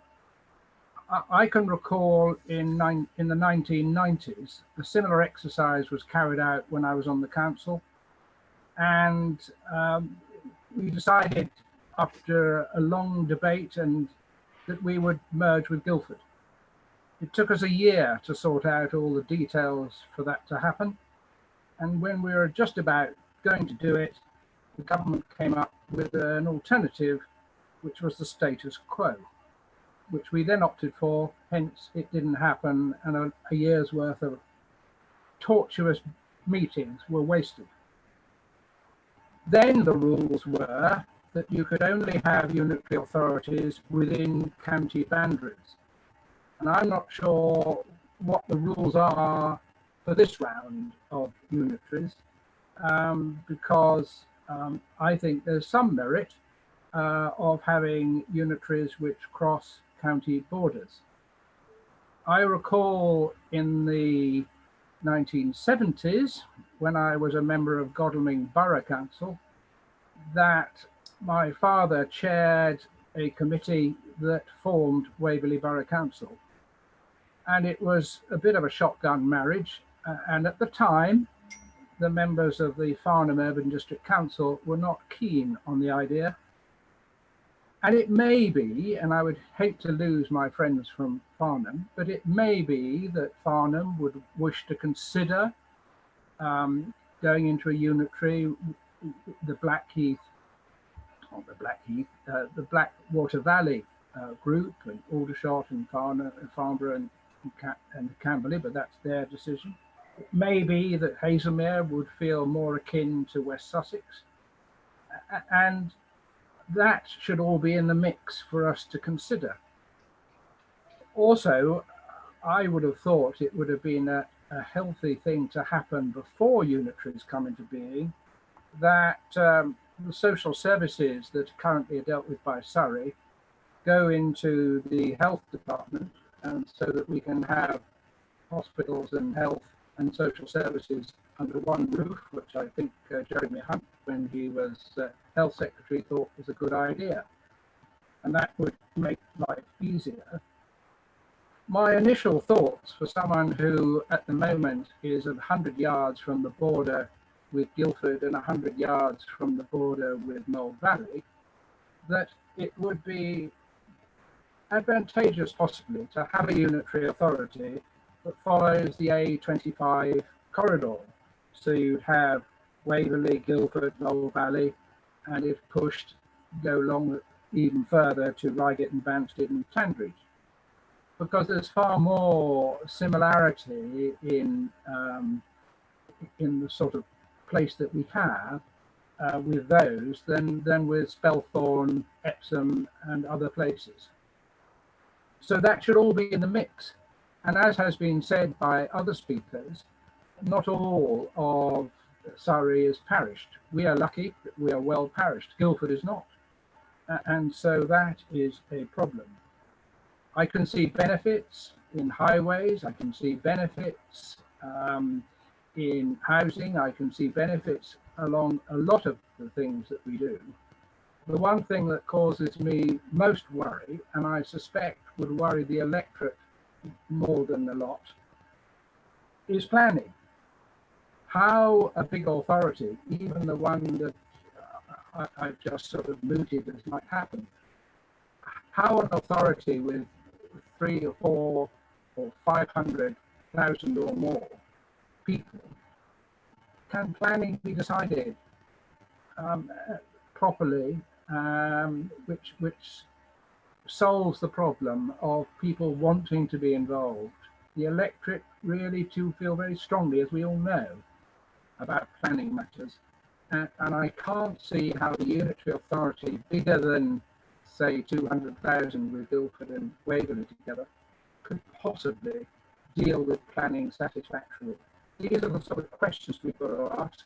There's so many options. I've just come up with one, and there'll be a dozen other options. And I'm all in favour of discussing all the options to see how and if it would work. The underlying principle should be what is the best for the electorate and the residents generally. Thank you, Madam Mayor. Thank you, Councillor Goodridge. Next, Carol and Councillor Clover. Thank you, Madam Mayor. I wasn't expecting to be quite so quick. I mean, how can you disagree with this? Everything that's happened so far has been unacceptable. And we're just, again, pushing at an open door here. There is no question whatever Tim Oliver wanted to do, he's gone about it in completely the wrong way. But I do think we have got to be careful of our own naivety. We may have great ideas for the future. We don't have time. We don't have the luxury of time. We are not going to dictate this timetable. We're also not going to define a strong degree of consensus. Central government's going to define that. So when we get our act together, and goodness me, we need to do it, and Michael has just said exactly what I would say, everything has got to go into the mix. We have got to do it, but we've got to do it now. We cannot afford to wait, otherwise events will overtake us and we'll discover what's been imposed upon us. As anyone who's worked with me over the years from whatever party will know, I am a real bottom-upper, as it were. That's not a very rude way of putting it. I do go out to the public before I do anything. And I'm a true believer in towns and parishes and localism, which is why I've spent years, literally years, writing these local planning documents. As Michael said, it's so important for our residents to know that not only are we representing them, but we are them. You know, we live with them, we know them. I'm sure, like everybody who's been on the council for a bit, I get phone calls on everything, and I don't dismiss them because they're not, strictly speaking, my remit. If somebody's got to get to hospital, it's all gone pear-shaped, I'll just take them, you know. I mean, that's what localism is all about, because you are with your community, in your community. And I think with this, I just feel that we have got to get on with the debate here. I mean, that's really what the motion's asking for anyway. It's not asking us to say tonight what we think. It's saying, look at the options, come back. And I think we've got to do it. I think they've got to be robust options and the case has got to be made. But I think there's a very, very strong case, you know, and I really, I am absolutely amazed at the way this has been done. I think it's impolite, it's too weak a word for it, discourteous, all these words. It is just not the way to do anything. And certainly I am very, very worried that if there is no consensus, something will be imposed upon us. I really don't trust these Weasley words with little get out clauses. So as far as I'm concerned, fully support the motion, fully support getting on with this. I'll help in any way that I can if anybody needs any help. You know, I feel so passionate about localism and supporting local people. I mean, the first thing that I thought when I read it was, you know, residents. That's the only word that came to mind. You know, what are we doing with our residents? You know, what we end up with, we'll have to wait and see. But it cannot have an adverse effect on our residents who expect the point of contact to be somebody that understands their issues. So I will certainly support this, but I do please, whatever we think, we are not in control of this, and we have to make sure that we get on with it, that we've got something to say quickly, because if we wait and do all the research and everything else, you know, we don't have that luxury. That's what I would say. It's not that I want to rush a process. I don't. I would like there to be time, but I don't think there is time, because I think the government, central government, is pushing this, and I think they will push it and push it and push it. And the one thing we have to be is prepared with an argument for an alternative. And that's what I think we're asking the executive to go away and do. So I don't see how anyone can really vote against this motion, to be honest. But we have to fight for what we believe in, and what we believe in is giving our residents that local touch, because we know them, we live with them, we work with them, and we're not at this point just going to roll over and let them down. We haven't, well, some of us for longer than others, but you know, we've never let them down in the past. We're certainly not going to start now. So, you know, more power to the executive's elbow, but please get on with it with all the help that we can offer you as backbenchers. Thank you. Thank you, Councillor Coburn. Councillor Neil. Councillor Neil. Yes, just unmuting. Thank you, Madam Mayor. I support the motion that Waverley's put forward wholeheartedly. And you know, most of my comments would mirror what other members have already said so far. But I'd just like to add a few words from my position as a dual-hatted councillor, both for Waverley and as leader of the town council. We've had a meeting locally this week in our strategy committee where we first talked about it briefly. We'll be talking about it again next week, and you know, we haven't had a chance to speak to all of our councillors yet, so we don't have any policy to position ourselves with at the moment. But I can happily tell members in Waverley that Farnham Town Council is likely to be very focused on what any reorganisation means in terms of localism and how it relates to our town council. Members here will know that Farnham Town Council is pretty capable in all respects. We represent 40,000 people, and indeed we've taken back some responsibilities locally that we lost in the 1974 changes. So we are likely to propose that, you know, somewhere the body at our level takes on further responsibilities, and you know, we'll be interested in how that fits into the whole unitary argument. We see localism in the form of what can best be handled by the lowest level of devolved powers. The size and population and the geographical area that FTC represents is such that our officers and our councillors know the people, we know the area, we know all the local issues intimately, and hence we can respond effectively to anything that comes up. The neighbourhood plan is a clear example of localism working at its best. So from that point of view, it could also be argued that we might, perhaps merge with some of the local parishes around us. That's what happened on the coronavirus helpline initiative, where some of the people around us also wanted to join with us on that. But that's another issue. I won't go into that anymore at the moment. And of course, the first place that our local people go to when they want help and leadership is the town council. Even though for most of the significant operations, it's Surrey and Waverley that take the lead at the moment and do the work. So there's a great logic in empowering a body similar to Farnham Town Council to cover the local issues. So as the great unitary debate evolves, I think we here will be looking very much to see how the proposals see devolved powers and localism working. And I will be looking for clues on whichever the principal council's structure emerges, to see how that works and how the partnership side works of it as well. Because on the partnership business at the moment, there tends to be a sort of senior juniorship relationship, both between Farnham and us and Waverley and us and Surrey. And I think in modern thinking, I would expect it to be a much more level partnership relationship evolving, where both of the partners recognised each other's position, the one looking after the more strategic issues and the other the local issues.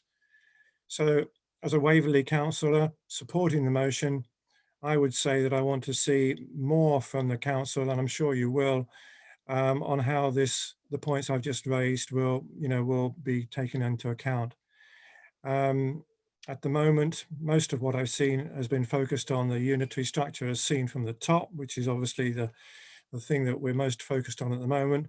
But to me, the localism debate is just as important. So as a dual-hatted councillor, I think it is best for me, as a leader here, to focus on the localism issues, and I'm sure we'll have much more to say on that as the time goes by. So at the end of the day, I'm sure that the people we represent in Farnham will be placing their support with whichever organisation emerges above us and seems to be offering the best deal for our local residents. Thank you, Madam Mayor. Thank you, Councillor Neil. Councillor Costa. Thank you very much, Madam Mayor. I'll start by saying quite clearly I'm not going to support this motion. It does seem to me now, much as I regret the timing of all this, extremely likely that the government is quite intent on pushing to significantly increase the number of unitaries across the country.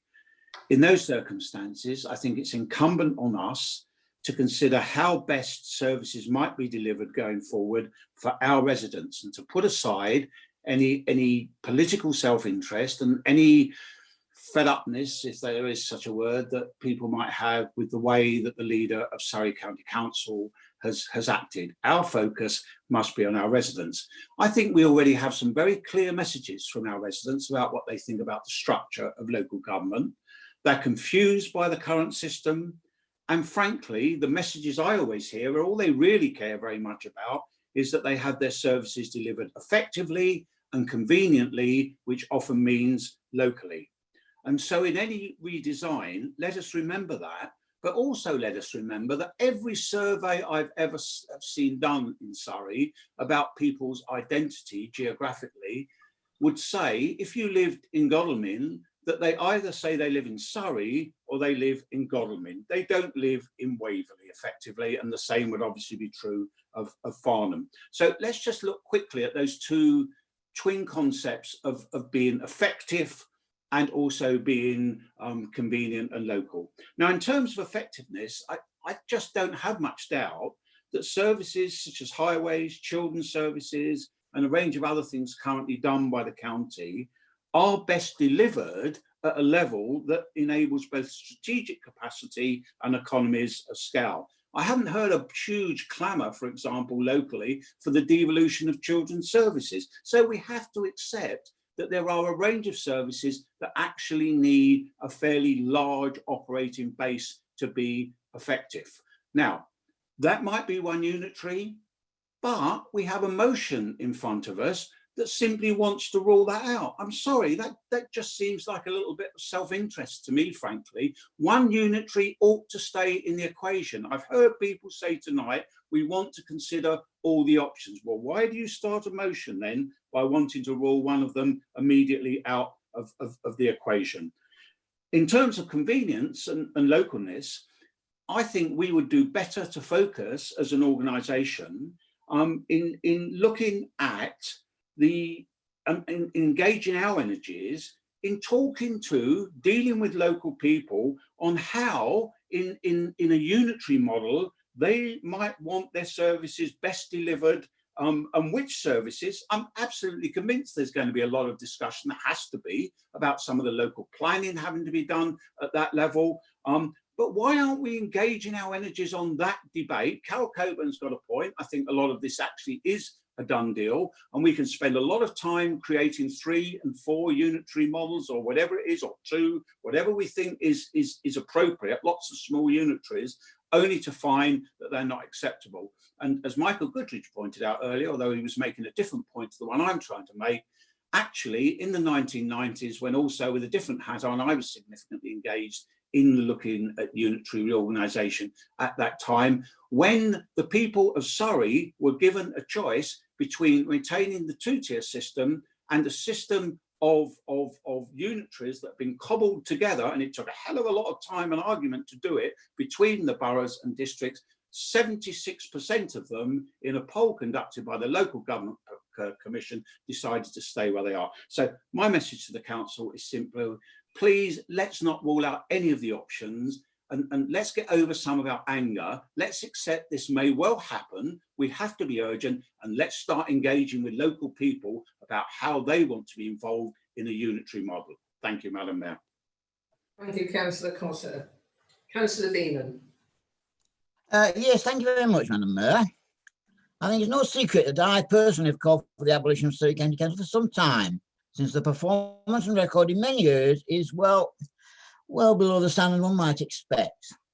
The provision of children's services being the clearest example, where Surrey have still to satisfy Ofsted that they are a competent authority. I've openly advocated the replacement of Surrey by a number of unitary authorities. The current bid by Surrey to become a single unitary authority, I'm afraid, is not quite what I had in mind. Is there anything wrong with the Surrey County Council's bid to become a single unitary authority? Certainly, it has the attraction of the many surplus buildings that could either be sold or repurposed if 11 district and borough councils were to disappear, which would help fund the substantial one-off costs that would arise with any reorganisation. Unitary authority is not new. I was born in the unitary authority way back in 1953 in the county of Oldham. And if the Redcliffe Moor Division proposal had been implemented, we'd have a mega West Surrey unitary authority that included Joshua and Hart. But the main question in this debate should be, what is the role of local government and how can it best serve its residents? I'll repeat that because it's important. What is the role of local government and how can it best serve its residents? The creation of mega authorities as proposed by Surrey is one that is more suited to being merely an administrator of implementing central government policies.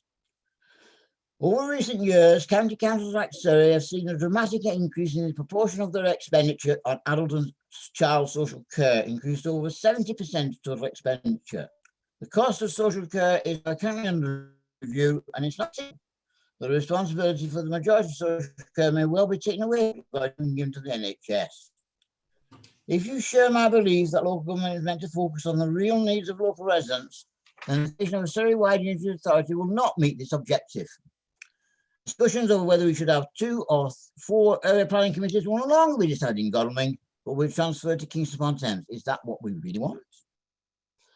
I fully support the creation of unitary authorities, but a more effective structure would be to split Surrey into a number, at least 3 unitary authorities. But I am afraid I must support that we need to get on with this, because as Councillor Coleman has said, the clock is ticking and the government has a majority. And if they wish to implement this, then so be it, they will. unless we put up a stubborn resistance now. Also, whether Surrey remains intact or whether we split into several unitary authorities, and I think the opportunity should also be taken to implement true localism as illustrated by neighbourhood planning by transferring as much responsibility for local decision making as possible to town and parish councils where they're able to do so. This is the current policy of Waverley Borough Council as evidenced by the transfer of certain green spaces like Gosford Meadow, but has not to date been the policy of Surrey County Council. I'll close by a small example. For over 3 years now, Councillor George Hess and myself have been campaigning for at least the keys to open and close the library gardens in Farnham to be transferred from Surrey to Farnham Town Council so that local residents can enjoy this area of peace and tranquility in central Farnham without any success. If we can't succeed there, then I'm sure we can't succeed with the one county unitary authority in Surrey. So a Surrey-wide unitary would create an authority that is far too large and remote from its residents and it would serve which I do not believe is the objective of local government. I'll be supporting this motion and I also support a recorded vote. Thank you very much. Thank you, Councillor Beeman. Councillor Townsend. Thank you, Madam Mayor. I won't repeat the informed comments supporting this motion already made by my fellow members, and I do agree that time is of the essence, and I can assure you as an executive member we are certainly not waiting. And whilst I also agree that the options regarding the various unitary authorities need to be fully explored, but with the benefit to our residents foremost in our minds and not central government's convenience.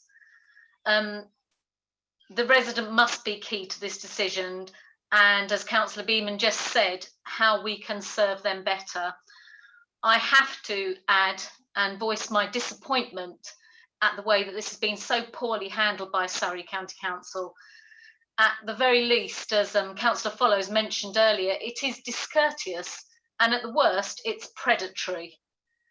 As well as the more obvious lack of any consultation whatsoever, this does look like a complete abandonment of localism and what can only be perceived as a blatant power grab, as well as an attempt to undermine and weaken the planning process dressed up as streamlining.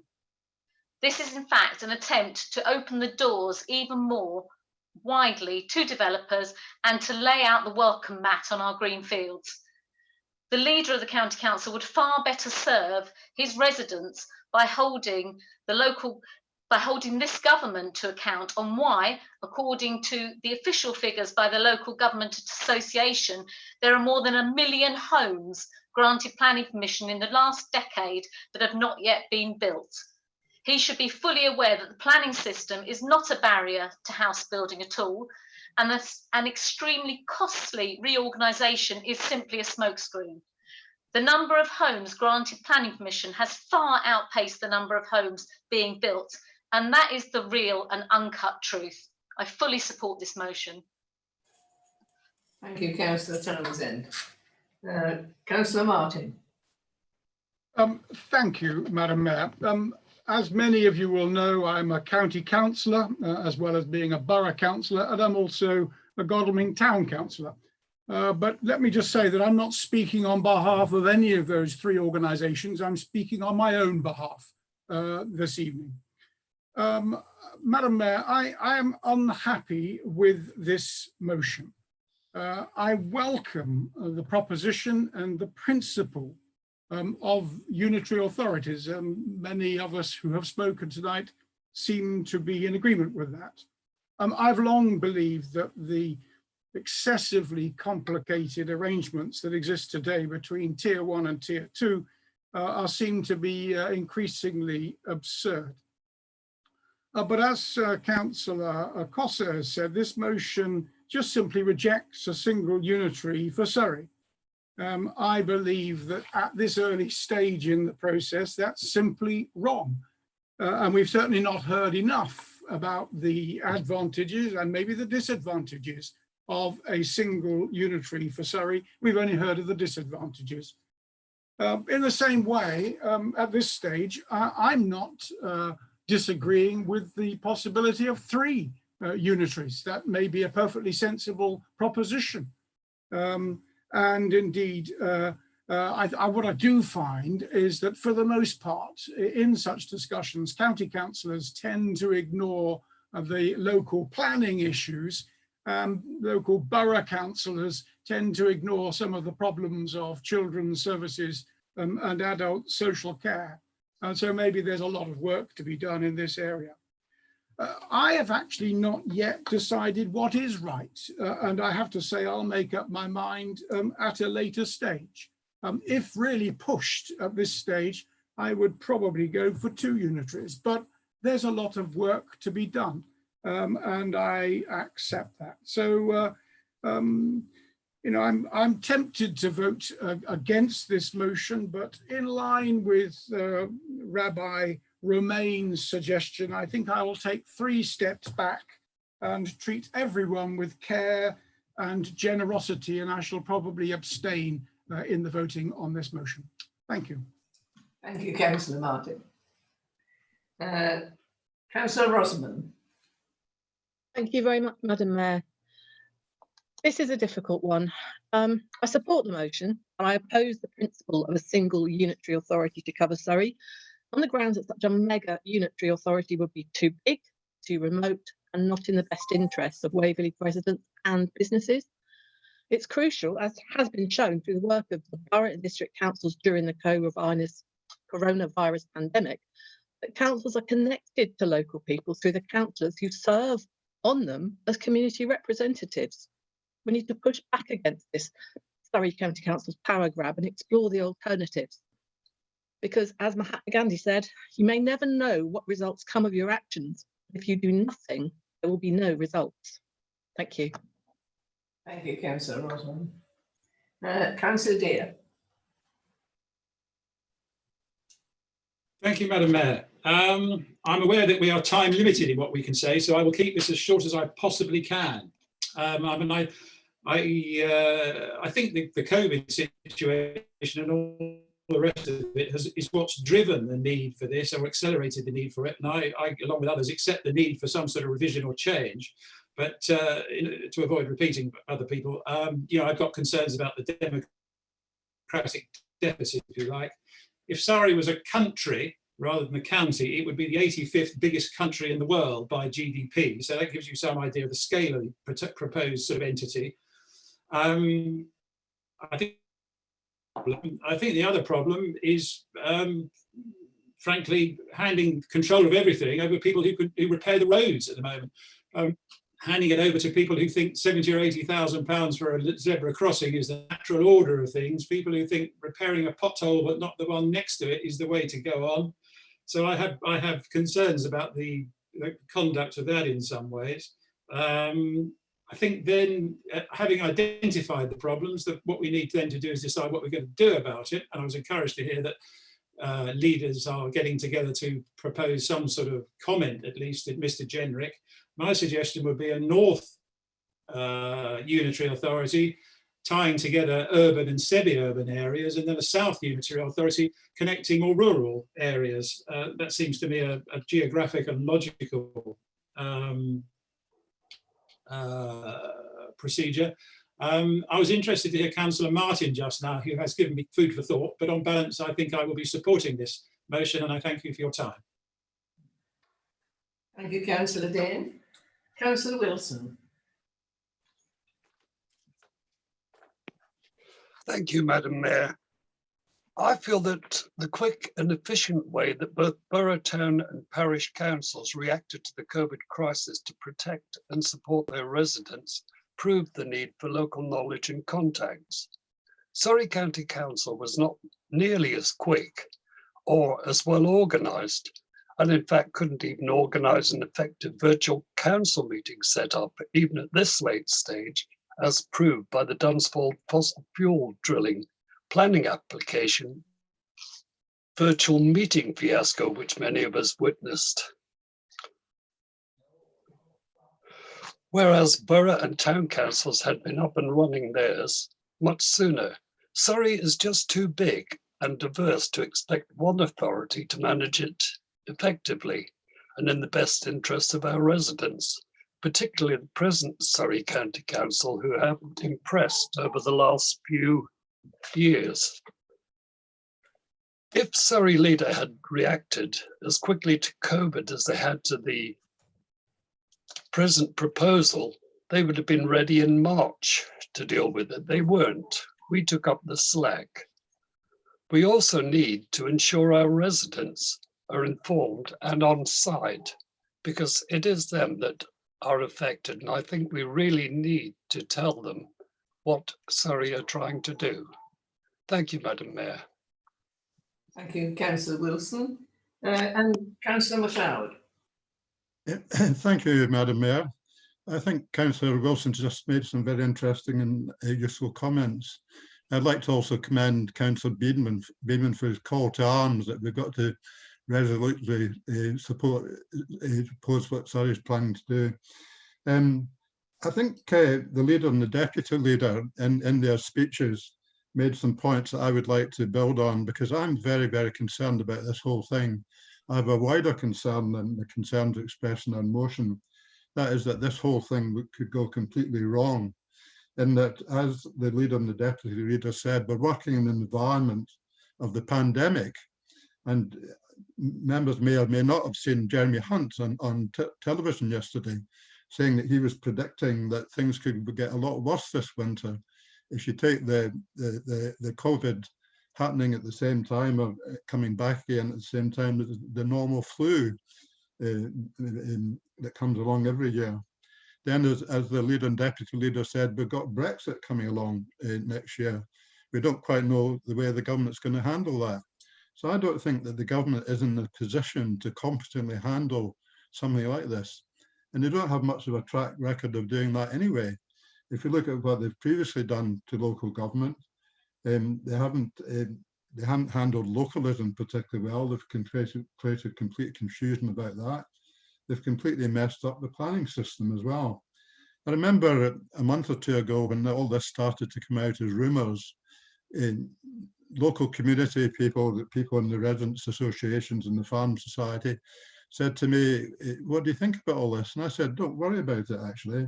It's not going to happen. You know, they may be a pretty useless government, but they're not stupid enough to do anything like this. But it turns out that they are. In fact, I was reminded of that by someone from the Farm Society yesterday. So it's a bit embarrassing for me, having said that this is never going to happen. It looks as if it might well happen. So I don't think the government is in the position or got the competence to do this properly.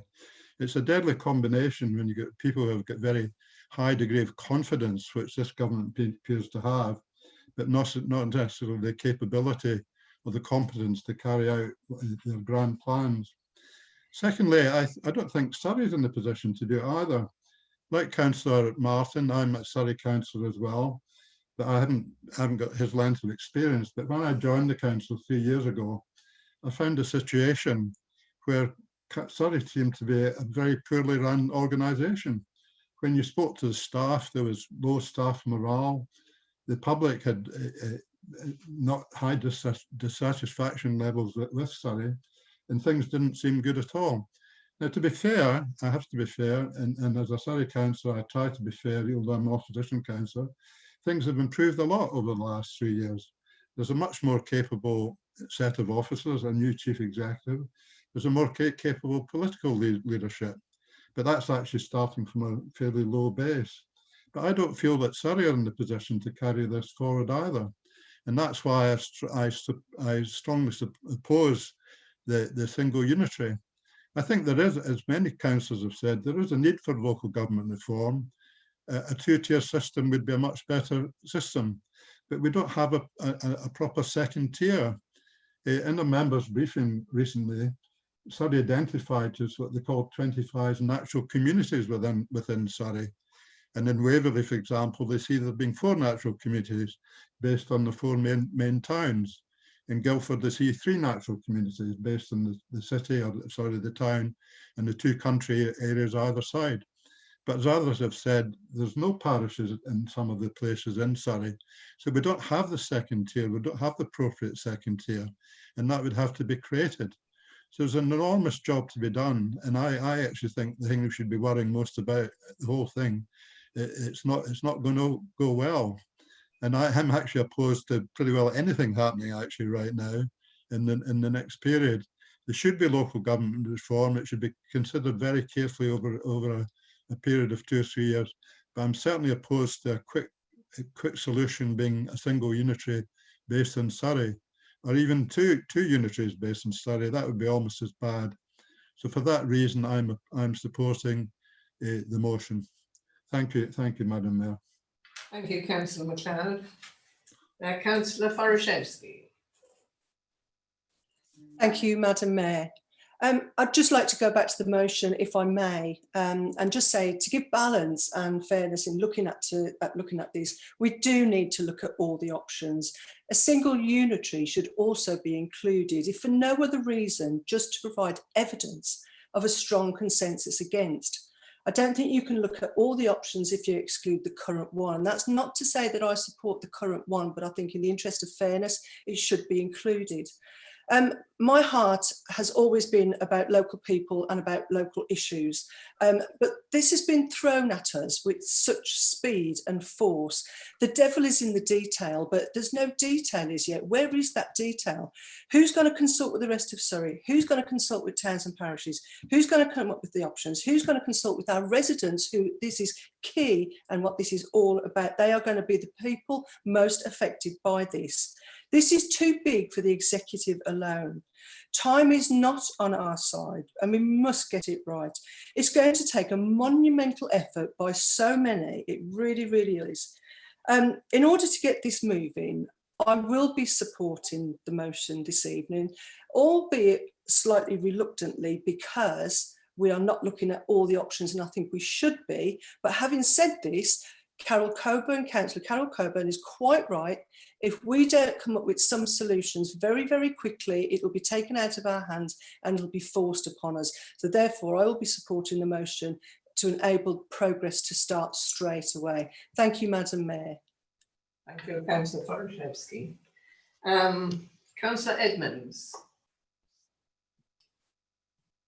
Thank you, Madam Mayor. I will certainly support the motion on the basis that when it comes to change, sorry, can you hear me? Yeah. Oh, sorry. I thought that nobody could hear me. Sorry. I support the motion because of the principle of change. When it comes to change, act in haste, repent at leisure. This is being forced through too quickly. I can only see downside with Surrey's proposal in today's chaos. We've got enough problems without reorganisation. So I support the motion. Thank you, Councillor Edmonds. Councillor Hyman. Thank you, Madam Mayor. Well, I thought this might be a quick item, but it's turned out not to be. But I'm very pleased that it hasn't been, because I've heard an awful lot of good points made by people in my position, where I was happy to learn and don't agree entirely with the wording, and thought that the first opening line might be prejudicial. Was perfectly happy to support it, and but having listened to Councillor Costa and to Councillor Peter Martin and Councillor Forashevsky, I do to a great extent share their concerns that we may not actually be entirely against the idea. However, Surrey County Council have handled this, but as an interim position, I think this is fine. The purpose of the motion is to instruct the executive to urgently investigate alternatives, and you'd be an idiot to oppose that, except there's some superfluous wording here, and which we might turn a blind eye to. It's just good practice and common sense to look at all the options. We wouldn't want to do otherwise. I do recall, and other members might recall, that in 2013, was it 10 or 11,000 Farnham people signed the Farnham petition to the Queen. Farnham wanted out of Waverley, it wanted Waverley removed, and so reorganisation may be popular with many of our residents.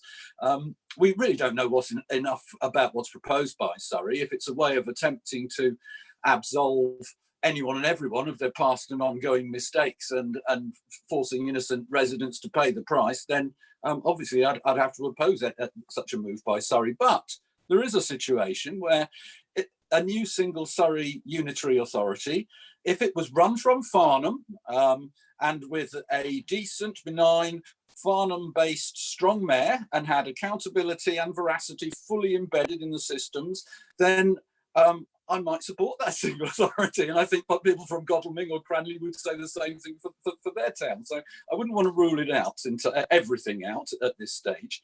I think with a motion that's good and true, then we should all vote in favour of it. And apart from the fact, I think that the first 3 lines of this are superfluous. If someone wanted to propose that the first 3 lines were removed, so it simply started from council instructs the executive to urgently investigate. And if we also removed made it so it simply said be more advantageous to Waverley residents rather than an implication that we might be self-serving, I would 100% support it as it is. If no one wants to remove the first 3 lines, I'm still going to support it anyway because the purpose is good. And I don't need to upset the apple cart and waste more time. We've spent a lot of time on this. But I'm very pleased to hear about the rumours that Councillor Coburn is a real bottom-upper, and I don't know that we're here to support that, but she is absolutely right. Where she says we are not going to be in charge of this, we have got to get on with it. And yes, I will support this motion, I think, unless someone just wants to remove the first 3, I'll support it either way. Thank you. Thank you, Councillor Hyman. Councillor Knowles. By the way, could I say to Councillor Davidson, we have noticed your hand is up.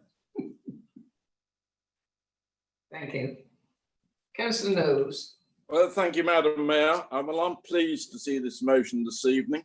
As has been said, it's not a party matter, but it's a very important issue for our residents. We are here as Waverley councillors to represent Waverley residents and our wards. Now, I fully recognise the time has come to reorganise local government, especially at this difficult time for our country and the huge cost of fighting COVID-19. But that is not an excuse for a power grab by Surrey County Council. I have long believed Surrey is not a viable county, with the neo-metropolitan north having absolutely nothing in common with the rural south. Indeed, we in Waverley suffer from being in Surrey because some years ago when I was leader and seeing the annual settlement, I noted our neighbours in Chichester district, which has a city, get a rural allowance of thousands, hundreds of thousands of pounds, and we don't. And I raised this with my officers, with the Secretary of State, and was told quite clearly, you are neo-metropolitan, you're in Surrey, so you don't get it. Chichester has a city, we are rural, but we don't get the allowance. Just an example. Now, Surrey is divided by the A25, A31, which I think Councillor Goodridge made reference to, running across the county. A very urban north and a rural south. And alas, services are so North Surrey biased. Not only in the county, but with health services, with North West Surrey CCG having taken control of services once again, and the heartlands. If one lives in Weybridge, one's within 15 miles of 7 acute hospitals. If you live in Hazelmead, most parts, you're not even within 15 miles of one. So we get a very bad deal in the rural part of the county. In Hazelmere some years ago, the local refuse tip was closed and was replaced by a Saturday collection at our Way Hill car park, and that was closed by Surrey. I know Hazelmere Library is one of those that hasn't been reopened. I could go on with this list, but I think it shows that rural areas are not well served by a remote neo-metropolitan authority. If, and I believe it will happen, we move to unitary authorities, they must be made based on natural communities, not pre-medieval kingdoms. We need what is best for Waverley residents, and I mean our 120,000 residents. So to suggest there'll be any local representation in a single unitary based on the remnant of an ancient county of Surrey, with some 1.25 million residents, Madam Mayor, twice the size of the state of Luxembourg, over twice the size of Malta, equal in size to Estonia. It's farcical, and it would be a disaster. Based in Greater London and dominated by members from urban areas, our residents, without a doubt, would be poorly served by the largest unitary authority in Europe. My town is currently served by 3 county councils, 3 district councils, and I lost count of the number of parish councils. And this needs to be addressed. But it is naive to believe that powers will be devolved to parish councils.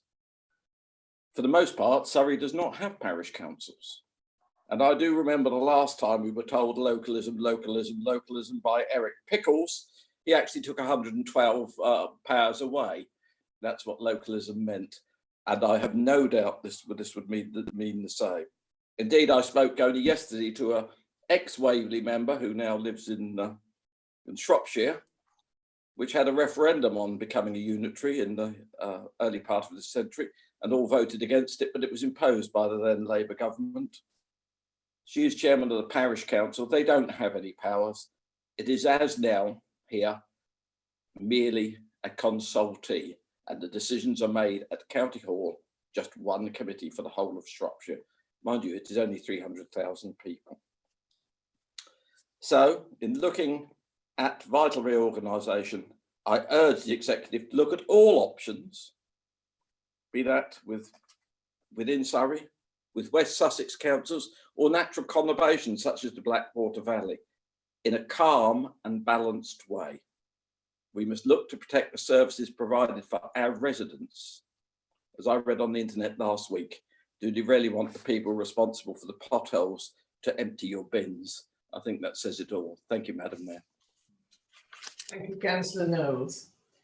Councillors Ravini and Keane.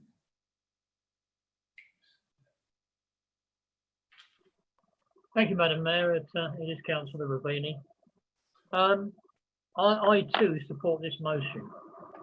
What I do see, however, is what a lot of other councillors have intimated, that this is an opportunity.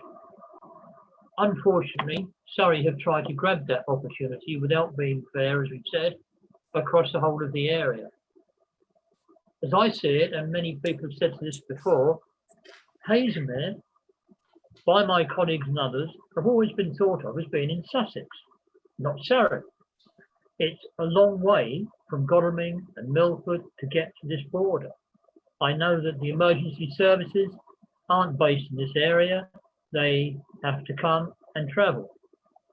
I'm a great believer that we should, in fact, have shared known problems. And this means balance. Is Haslemere balanced with Guildford? Is it balanced with the other towns in the north? No. However, it is balanced, as I think other councils referred to, with places like Midhurst or Petersfield, or even as far down as Chichester. That way we get fairness, because it's not just about localism.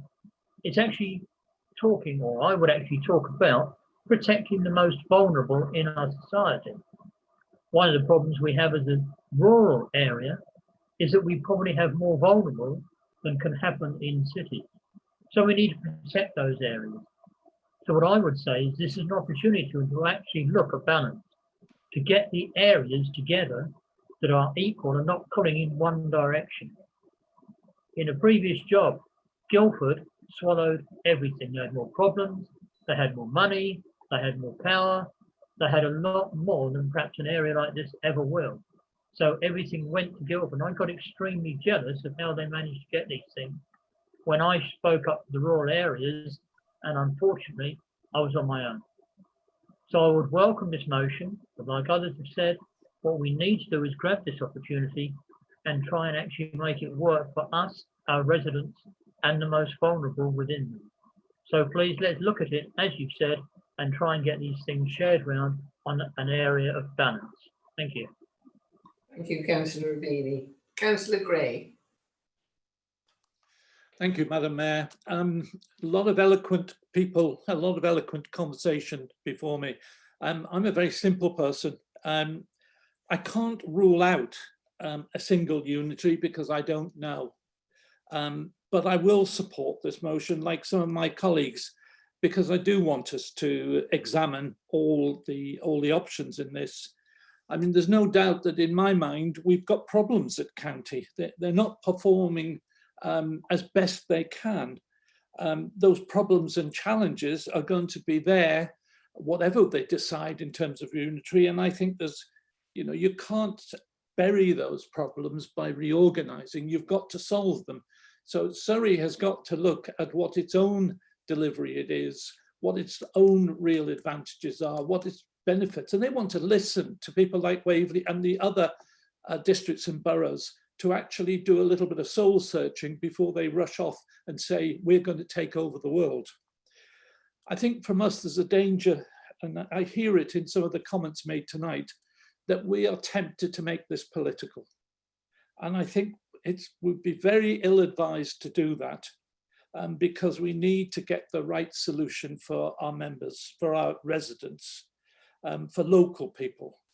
I agree with what's been said. I've always said there's a third of Waverley that is rural, and 90% of the conversation in Waverley is about the 4 hubs of Farnham, Hazelmere, Godalming and Cranley. There's not an inclusiveness always in terms of the rural areas. So we've got problems within Waverley on that. We certainly got heaps of problems if Surrey takes it over. I certainly will not tell you I have the answers. I think there's a lot more experience around this Zoom meeting tonight than I've got, but I do want information. I do want us to have more debate, and I will, for that purpose, support this motion. Thank you. Thank you. Councillor Gray. Councillor Hunt. Thank you, Madam Mayor. I'd just like to say that I too fully support the motion. It's been said, but it concerns me that, in a year where we're in the middle of a global pandemic, which is far from over, and also have the potential of a perfect storm this winter with the likelihood of COVID returning in high levels, and also the potential for widespread disruption to potentially food and medicine and anything else affected by just-in-time supply chains because of the possibility of no-deal Brexit. And also, if they were so inclined, the need to be looking at the national security structure as well. The government really should have far more serious concerns at the moment than trying to rush this through. And I appreciate the comments in terms of making this political, but it feels like another step and rush towards a more central and authoritarian form of government, while those affected locally across the country are concentrating on the critical matters at hand and distracted perhaps from these types of conversations, trying to deal with COVID and plan for whatever Brexit there happens to be at the end of the year. I'd also just like to add that a huge number of people in this country feel very apathetic and disenfranchised with the system and with politics in general, especially the young.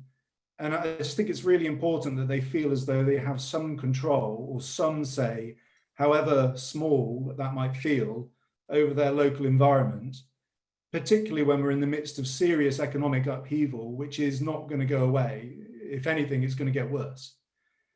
So I'd argue that if it did happen, a move towards an authority of over 1 million people would only serve to make those individuals really feel more disenfranchised. It feels just to me like completely the wrong year to be looking at this change, and I'm a bit skeptical and suspect of the motives behind that. So yes, I would happily support the motion. Thank you, Councillor Hunt. Councillor Dixon. Thank you, Madam Mayor. Yes, I certainly don't think I've got the most experience of the people who've spoken tonight, but I did do some research before I came tonight, and I found several newspaper articles about Northampton, where they've been trying to implement a unitary authority. And the first article told me that the unitary authority had cost £30 million. And the second article told me that there was going to be an increase of £14 million.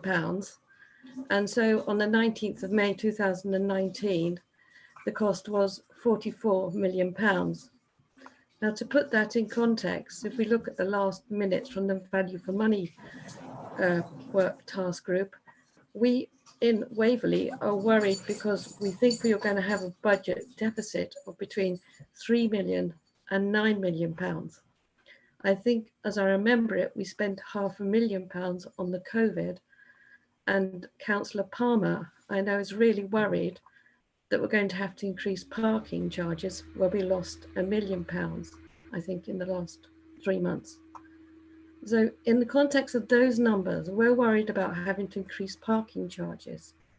44 million is a huge number. And I think I do support this motion, but I also would like to try and understand the financials, because I really, you know, they are going to spend an awful lot of money doing this. So they had better get it right.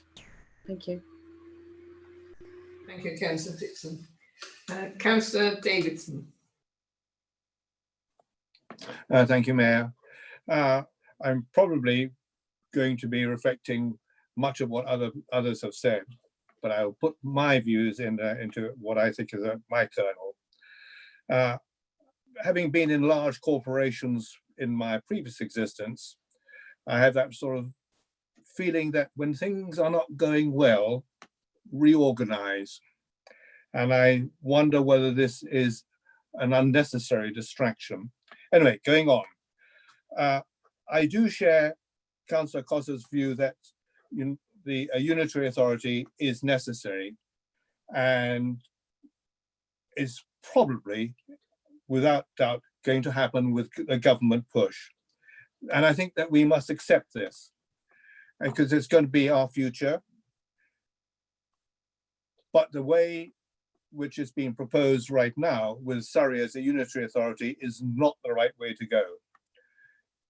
Our motion opposes the single county unitary authority, but it does recognize the potential of a suitable unitary authority covering our community with similar characteristics. And as several other councillors have already pointed out, there is a bit of a north-south divide in Surrey. And I would not like to see our residents being governed by what is essentially a suburb of London. And I would like to see the urgency that we could push to provide alternatives, as Councillor Coburn has already urged, and that we should come up with these alternatives which don't necessarily need to be within Surrey. And as Councillor Rubini has pointed out, there's a lot of similarity for Waverley, particularly southern Waverley, southwest Waverley, with Hampshire and with West Sussex. So I think all options should be on the table and we should look at those urgently. For myself, I support the motion and would like to see the action which it suggests acted upon urgently. Thank you, Councillor Davidson. Councillor Hess.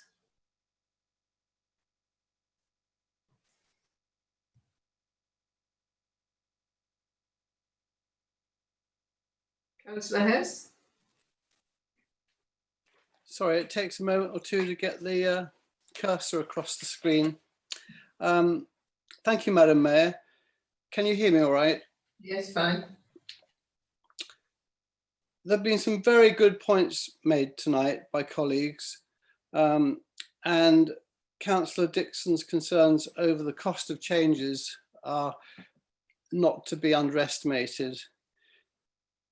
I'd just like to make some very simple general comments, really. I'd be very concerned about an even more top-down and silo style of local government that I think a single mega unitary authority headed by Surrey County Council top team would be likely to bring. I support local government that is responsive to local needs.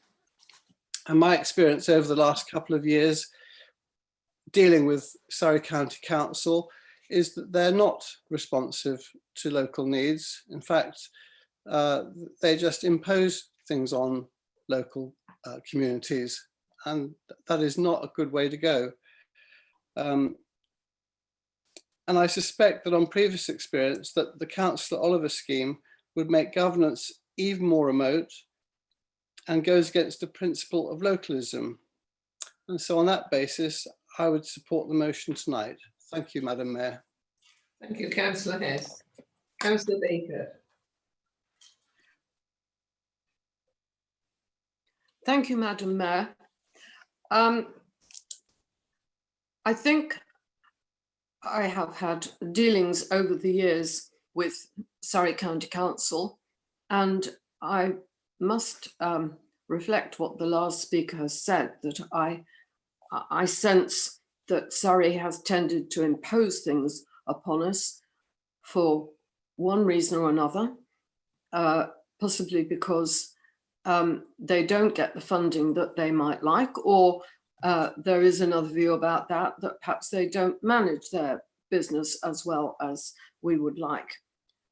As regards this initiative, I think that if Surrey had any concern for its residents, they wouldn't be attempting this manoeuvre in the aftermath of phase 1 of COVID-19, and with the prospect of a cliff edge Brexit.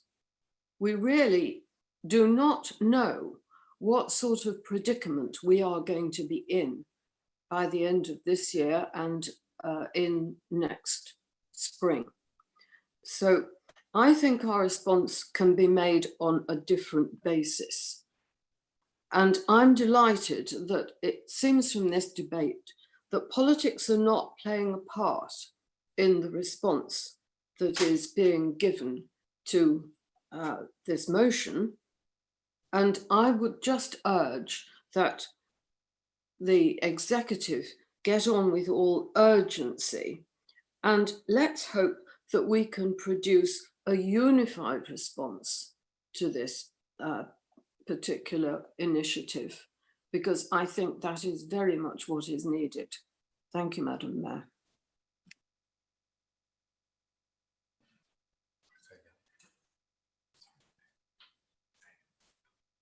Councillor Mulliner. Thank you, Madam Mayor. I'll be brief. I support the motion, and I echo Councillor Dixon's comments about finance. And to be more specific, we should separate out very clearly, or get Surrey to tell us, what the revenue savings they expect year on year, if any, and what the capital receipts they expect. And we should not confuse the two. And unless this can be shown to provide services at least as good as at present, the same degree of local accountability at a lower cost, then one of the planks of the argument falls away. And I think it is perhaps the most objective argument. We should find out what the revenue implications of this change will be, and if they're higher than the current costs, we have a strong argument for rejecting this particular answer. Thank you very much. Thank you, Councillor Mulliner. We do not at present have enough votes for a roll call. I wonder if you could indicate using your hands up function whether you support the roll call option for voting. Yes, we have plenty. Thank you very much. Councillor, Leader, would you like to, I think that's well and truly debated, is it not? Would you like to respond to? Thank you very much, Madam Mayor. I'll try and sum up as equally as I can. Some very good points have been made. The ones I particularly liked, what was the comment, would you like the guy who's fixing the potholes to empty your bins? And I think that underlines the fact that if you're going to go to a supplier, you pick one who has a decent track record. And I find it quite worrying that Surrey, who probably have three main things maybe, schools, young people and roads, fail abysmally on at least two of them. I would also, if I was going to move on, I'd like to look to see and learn from other people. And there are unitaries of the order of 300,000 to 400,000 people that seem to be working. And going for a bigger one worries me deeply. And I am worried by the unseemly haste with which Surrey is attempting, and let's face it, a number of other county councils around the land are rushing to do things.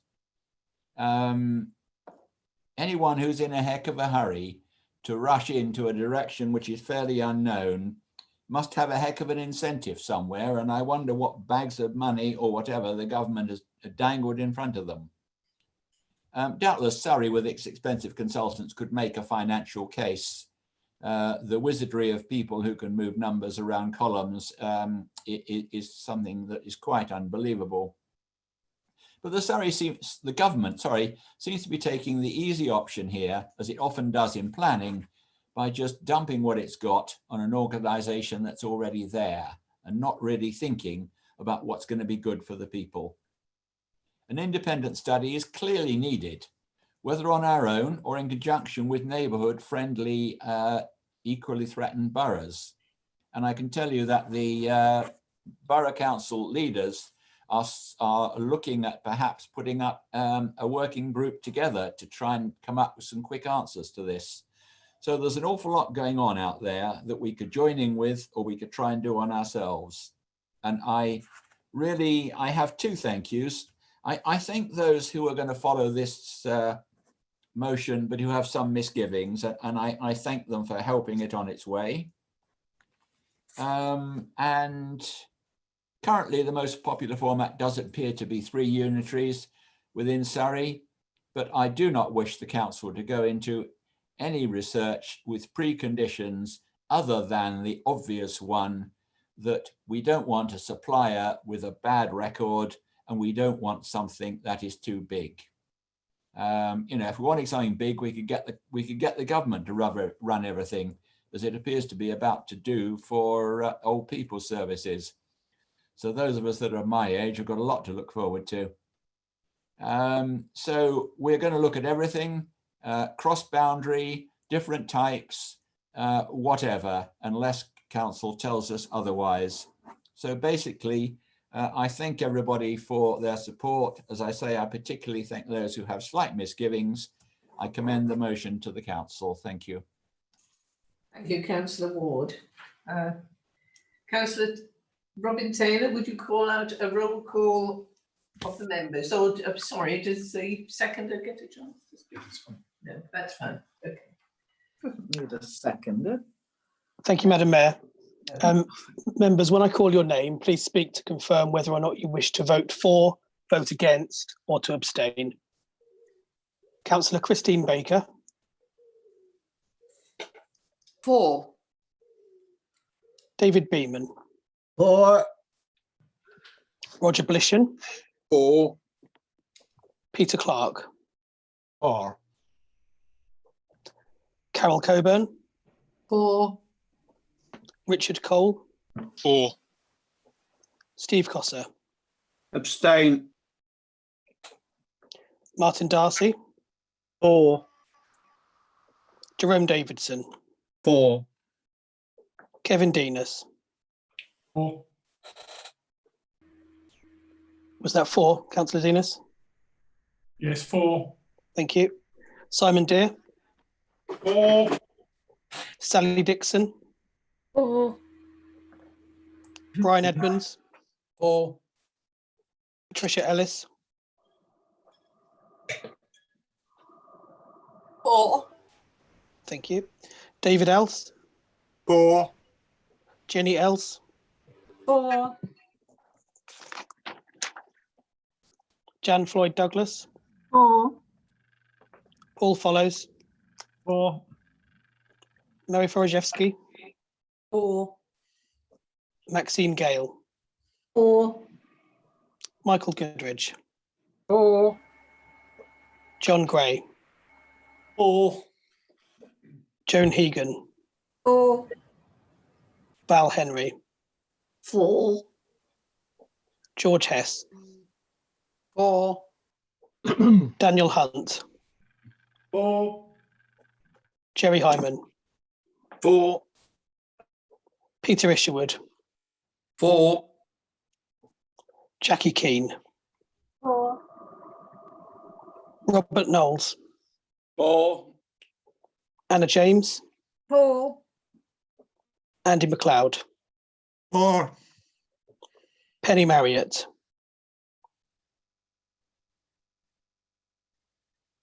4.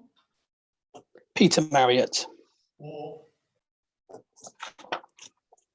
Michaela Martin, 4. Peter Martin, Abstain. Mark Merriweather, 4. Stephen Mulliner, 4. John Neal, 4. Peter Nicholson, 4. Nick Palmer, 4. Julia Potts, 4. Ruth Reed, 4. Paul Rivers, 4. Penny Rivers, 4. John Rubini, 4. Anne-Marie Rosamond, 4. Trevor Sadler, 4. Richard Seaborn, 4. Liz Townsend, 4. John Ward, 4. Steve Williams, 4. George Wilson. 4. Thank you.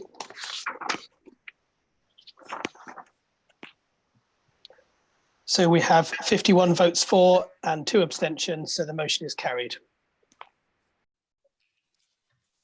So the motion is carried.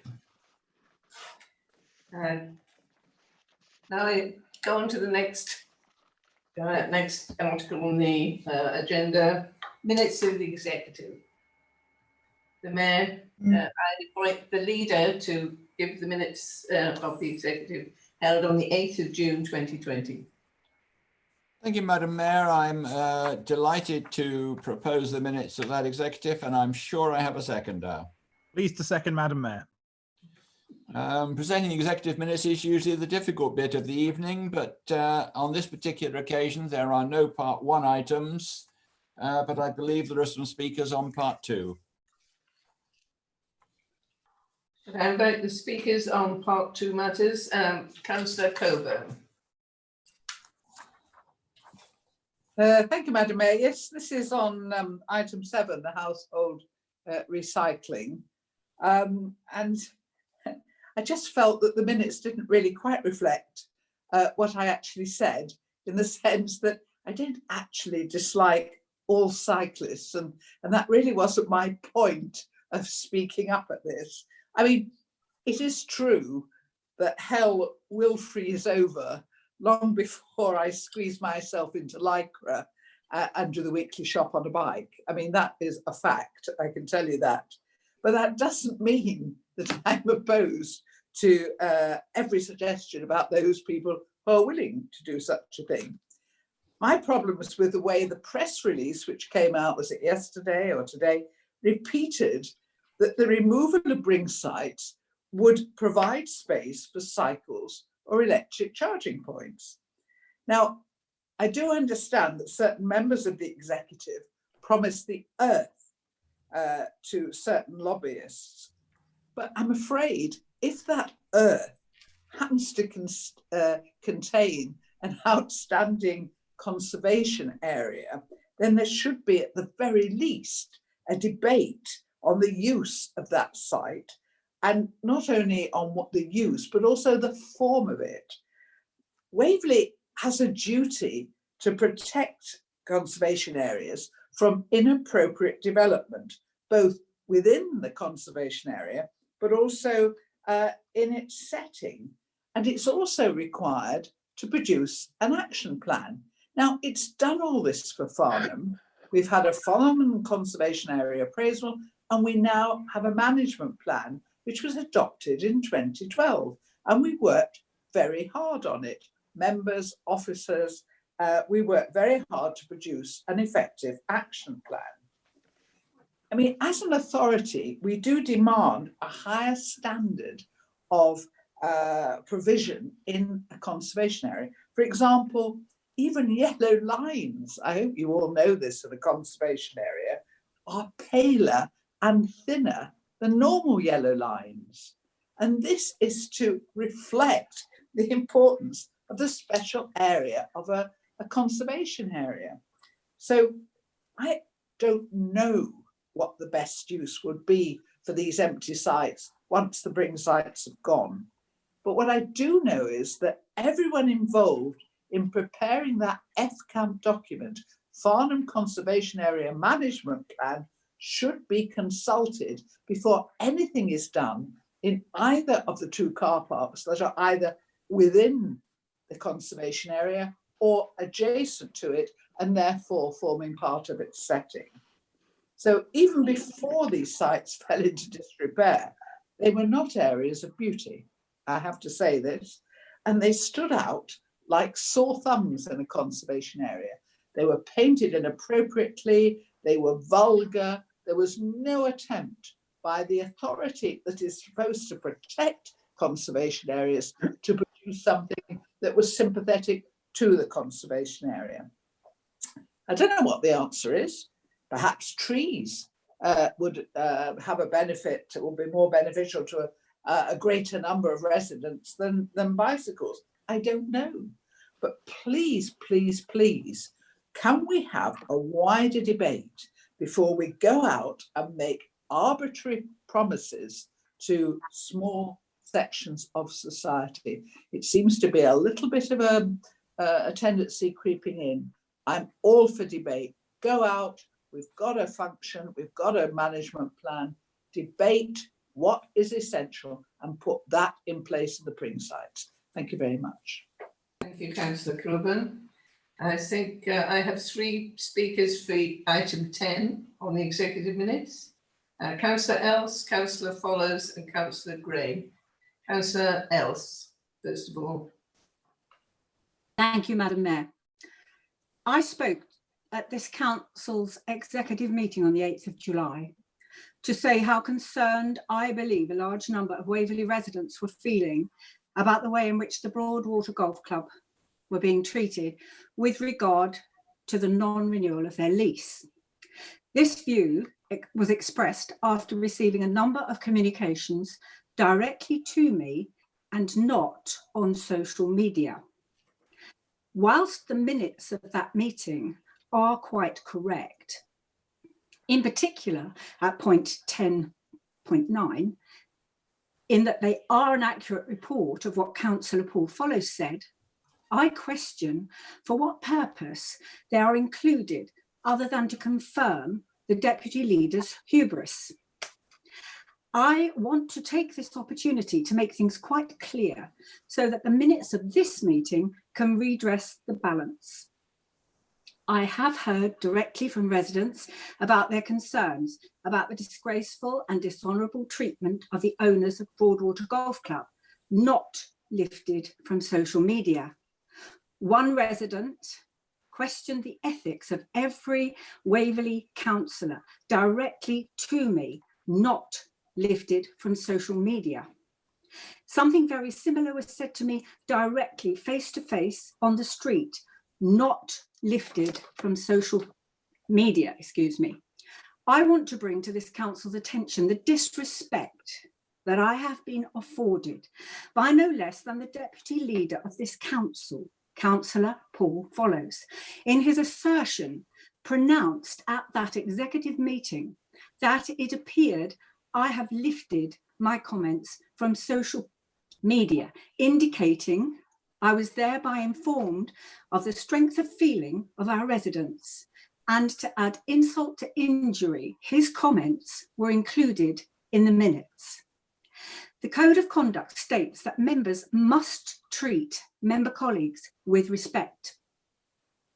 And listening to this evening, I think that that's a very important principle for many of us to bear in mind, whether in a prepared speech or off the cuff. The Code of Conduct states this, and we must follow this. It cannot be judged to be respectful to dismiss as valid another member's genuine representation of residents' views. It is a challenge to my integrity and quite unacceptable behaviour from a senior member of this council. It does not warrant recording for all time in the minutes without redress.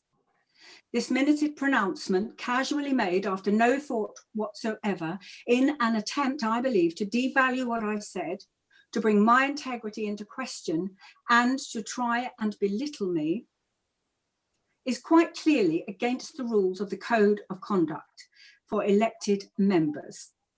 And I ask that Paul Follows apologises to me here and now, and that can be minuted. Thank you. Councillor Follows. Thank you, Madam Mayor. Notwithstanding Councillor Else's comments, the point I wish to make was actually I also believe the minutes minutes could be improved with additional information. And so if we are wanting to make amendments to minutes, whilst Councillor Else may have heard from other sources, I would be very happy for the minutes to conclude that it was also statements of the Godalming and Villages Community Board on May the 8th, which I specifically made reference to. These are not just me making up random statements. These are particular elements that I believe were lifted verbatim into the comments made by Councillor Else at that meeting. I at no point rule out that you may have been spoken to by other parties, but I will say what I said in that meeting and what I have said in public.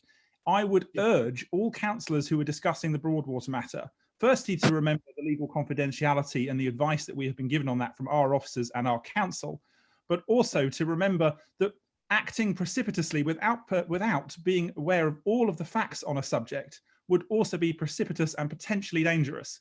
So I am more than happy to concede that you may have heard these things from other sources, but I am also 100% certain that your comments mimic nearly verbatim those made on social media on May the 8th, and I'm more than happy to share those with you. So far from wanting to expunge those elements from the minutes, I would actually say that they're not quite accurate enough. Thank you, Councillor Else, and thank you, Madam Mayor. Madam Mayor, a right to reply, please. Councillor Else? Thank you. You still are carrying on with your accusations that I have lifted comments from social media, Councillor Follows. I have not, and I would like you to apologise to me unequivocally, without all the rhetoric that I. Madam Mayor, if I may reply, I wish. Madam Mayor, I wish to do this in a civil manner as possible. The comments made by Councillor Else and the comment in that meeting and the comments made on social media are very similar. If Councillor Else is happy to present me with evidence of similar comments that she made, that she received from residents that are different from those on social media, I'm more than happy to consider that. But at the moment, I am only reading what evidence I have in front of me. And I actually act based on evidence that I have in front of me, rather than jumping to judgment based upon half the facts. Right to reply, Madam Mayor. Councillor Follows, I do not have to answer to you. I represent the residents of Waverley, always have done for the last 9 years and will continue to do so. And I suggest you stop this now, otherwise we will be discussing this in front of the monitoring officer. Thank you. I think it's time to draw a line under that one. If you two could take this outside, please. Yes, outside the meeting. Councillor Gray. Thank you, Madam Mayor. My point tonight was on agenda item 10, but I would like to say that I thought that my comments made at that meeting were particularly well minuted and representative. Today, I got a reply from the Section 151 officer, although I had to chase that. I didn't get a reply from the leader at the meeting. And I haven't had anything since. As a result of the reply, I've got further questions to ask about this and to ask about the volume, the amount of legal costs that were incurred prior to this particular motion put to the executive and where that was funded from. So if I could leave it at there, I'm happy that the matter now is being addressed. Thank you, Madam Mayor. Thank you, Councillor Gray. Leader, would you like to sum up? Not at all, thank you, Madam Mayor. As we know, one of these items has been called in and I think we've said sufficient. Thank you. So we move on to 10, Licensing and Regulatory Committee. Could I invite Councillor Robert Knowles to present the minutes of the meeting, please? Yeah, thank you, Madam Mayor. I present the minutes of the Licensing and Regulatory Committee. The meeting held on the 29th of June 2020, and I have a seconder. There are no matters in part 1. I have no notice of any person wishing to speak in part 2. So I present the minutes for approval. Thank you. Thank you, Councillor Knowles. Councillor Clark, are you happy to second?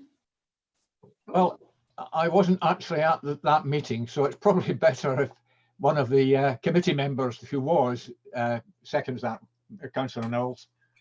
I'd be happy to second that. Right. Yes, Jerome. Well, after quite a long and protracted meeting, could I advise that there are no matters to be considered in the exempt section, and therefore the meeting is concluded. We agreed the minutes. Oh, whatever.